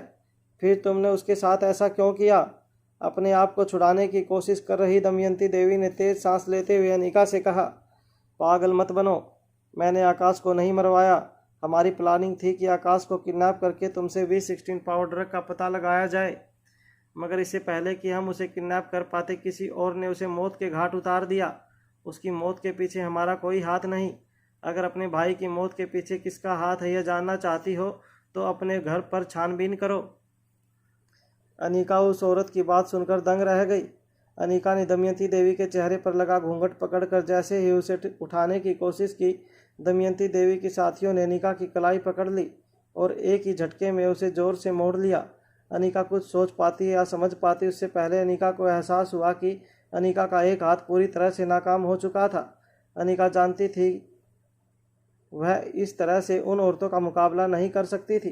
वह औरतें इंसानी नसों को अच्छी तरह से जानती थी और किस नस पर वार करने से शरीर कौन सा हिस्सा नाकाम हो सकता है, यह बात भी वह अच्छी तरह से जानती थी। अनिका के लिए इस वक्त सबसे ज़्यादा ज़रूरी था कि किसी तरह उन औरतों के चंगुल से वो भाग निकले। अपने एक हाथ की मदद से अनिका लगातार उन औरतों के हमले को रोकते रही थी। अनिका को एहसास हो चुका था कि अपनी ताकतवर उंगलियों के जरिए वह औरतें अनिका की गर्दन पर वार करके अनिका को फिर से बेहोश करना चाहती थी, मगर अनिका एक के बाद एक उनके वार को रोकते रही। अनिका यह भी जानती थी कि एक हाथ की मदद से वह ज़्यादा देर तक इन औरतों के हमले को नहीं रोक सकती थी। अनिका धीरे धीरे अपने कदम पीछे हटाने लगी। तभी अनिका को हवेली की टेरिस से जुड़ा एक कॉरिडोर नजर आ रहा। इससे पहले कि वह औरतें अपना हमला और भी ज़्यादा तेज कर देती, अनिका ने उस कॉरिडोर की ओर दौड़ लगाई और सीधे टेरेस की ओर चली गई। टेरेस पर पहुंचते ही अनिका ने एक पुराना सा लकड़ी का दरवाज़ा बंद करके उसे कड़ी लगा दी। अनिका जैसे ही टेरेस की रेलिंग तक पहुंची, कुछ औरतों ने जोर से उस दरवाजे को धकेल कर उसे तोड़ गिराया। अनिका के पास कुछ सोचने समझने का वक्त बहुत कम था। जैसे ही वह औरतें अपने कदम अनिका की ओर आगे बढ़ाने लगी, अनिका ने बिना सोचे समझे हवेली के टेरेस से छलांग लगा दी। औरतें अनिका की हरकत को देखकर हैरान रह गई। उन औरतों ने आवाज़ लगाकर हवेली के नीचे मौजूद अपनी साथियों को अलर्ट कर दिया। अनिका ने जब छलांग लगाई थी तब उसने पहले से देख रखा था कि नीचे एक बड़ी सी बोरी रखी हुई थी। शायद उस बोरी के अंदर जानवरों का चारा खिलाने के लिए कुछ सूखा चारा रखा गया था। अनिका टेरेस से छलांग लगाकर सीधे उस बोरी पर जा गिरी। अपना बैलेंस संभाल कर अनिका ने बिना मुड़े रेगिस्तान की ओर दौड़ लगाना शुरू कर दिया। अनिका के पीछे पीछे कई सारी औरतें जिन्होंने अपना चेहरा घूंघट से ढक रखा था, वह भी तेजी से अनिका का पीछा करने लगी। दोपहर होने वाली ही थी। कुछ ही कदमों के बाद अनिका को एक पैर रेगिस्तान की रेत पर पड़ा। सूरज की तपती रोशनी ने रेगिस्तान की रेत को इतना गर्म कर दिया था कि जैसे ही अनिका का पांव रेगिस्तान की रेत से टकराया, अनिका लड़खड़ाकर गिर पड़ी। औरतें भी तेजी से अनिका का पीछा करके अनिका के पास आ रही थी। अनिका के पास इस वक्त अपने जख्मों को देखने का नहीं था। अपने आप को किसी तरह संभालते हुए अनिका ने तपती हुई रेत में अपने नंगे पांव आगे की ओर बढ़ाना शुरू कर दिया। रेगिस्तान की रेत काफ़ी ज़्यादा गर्म तो थी, मगर रेत में पांव धंसते ही अनिका की स्पीड भी काफ़ी कम हो गई। मगर अनिका का पीछा कर रही औरतों के लिए भी रेगिस्तान की रेत में तेज़ी से पीछा करना बेहद मुश्किल था। जब एक बड़े से रेत के ढेर के ऊपर अनिका पहुंची तो वह देखकर हैरान हो गई कि दूर दूर तक ना कोई रास्ता नजर आ रहा था और ना ही कोई इंसान। अनिका को मदद पाने के लिए रेगिस्तान की तपती हुई रेत में कितना दूर जाना होगा, इस बात का अंदाज़ा लगा पाना बहुत मुश्किल था। जब अनिका ने देखा कि उसका पीछा कर रही औरतें तेजी से उसकी ओर आगे बढ़ रही थी, तब अचानक बड़े से रेत के ढेर से अनिका ने छलांग लगा दी।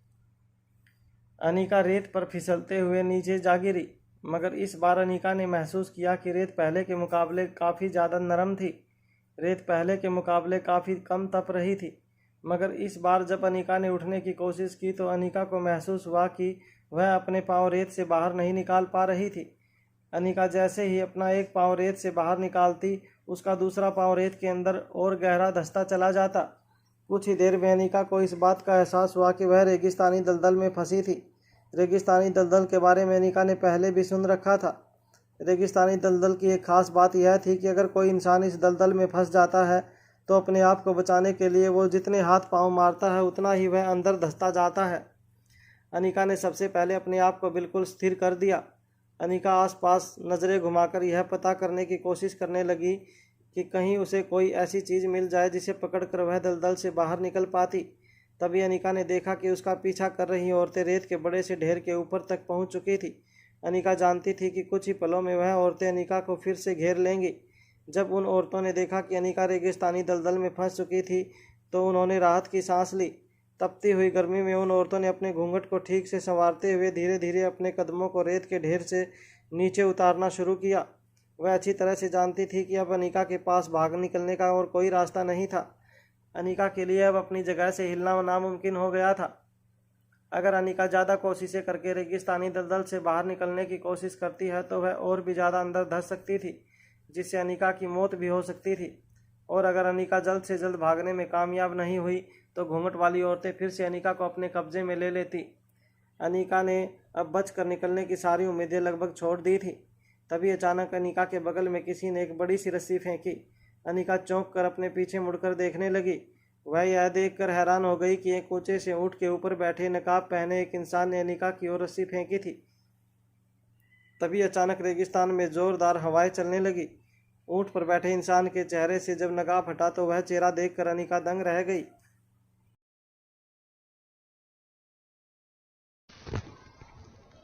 हेलो गाइस, हमारे चैनल पर आपका स्वागत है। अगर आपको वीडियोस पसंद आ रही है तो प्लीज़ लाइक करें, कमेंट करें और शेयर करें। अगर आपने चैनल को अभी तक सब्सक्राइब नहीं किया है तो प्लीज़ चैनल को सब्सक्राइब करें। हेलो गाइस, हमारे चैनल पर आपका स्वागत है। अगर आपको वीडियोस पसंद आ रही है तो प्लीज़ लाइक करें, कमेंट करें और शेयर करें। अगर आपने चैनल को अभी तक सब्सक्राइब नहीं किया है तो प्लीज़ चैनल को सब्सक्राइब करें। हेलो गाइस, हमारे चैनल पर आपका स्वागत है। अगर आपको वीडियोस पसंद आ रही है तो प्लीज़ लाइक करें, कमेंट करें और शेयर करें। अगर आपने चैनल को अभी तक सब्सक्राइब नहीं किया है तो प्लीज़ चैनल को सब्सक्राइब करें। हेलो गाइस, हमारे चैनल पर आपका स्वागत है। अगर आपको वीडियोस पसंद आ रही है तो प्लीज़ लाइक करें, कमेंट करें और शेयर करें। अगर आपने चैनल को अभी तक सब्सक्राइब नहीं किया है तो प्लीज़ चैनल को सब्सक्राइब करें।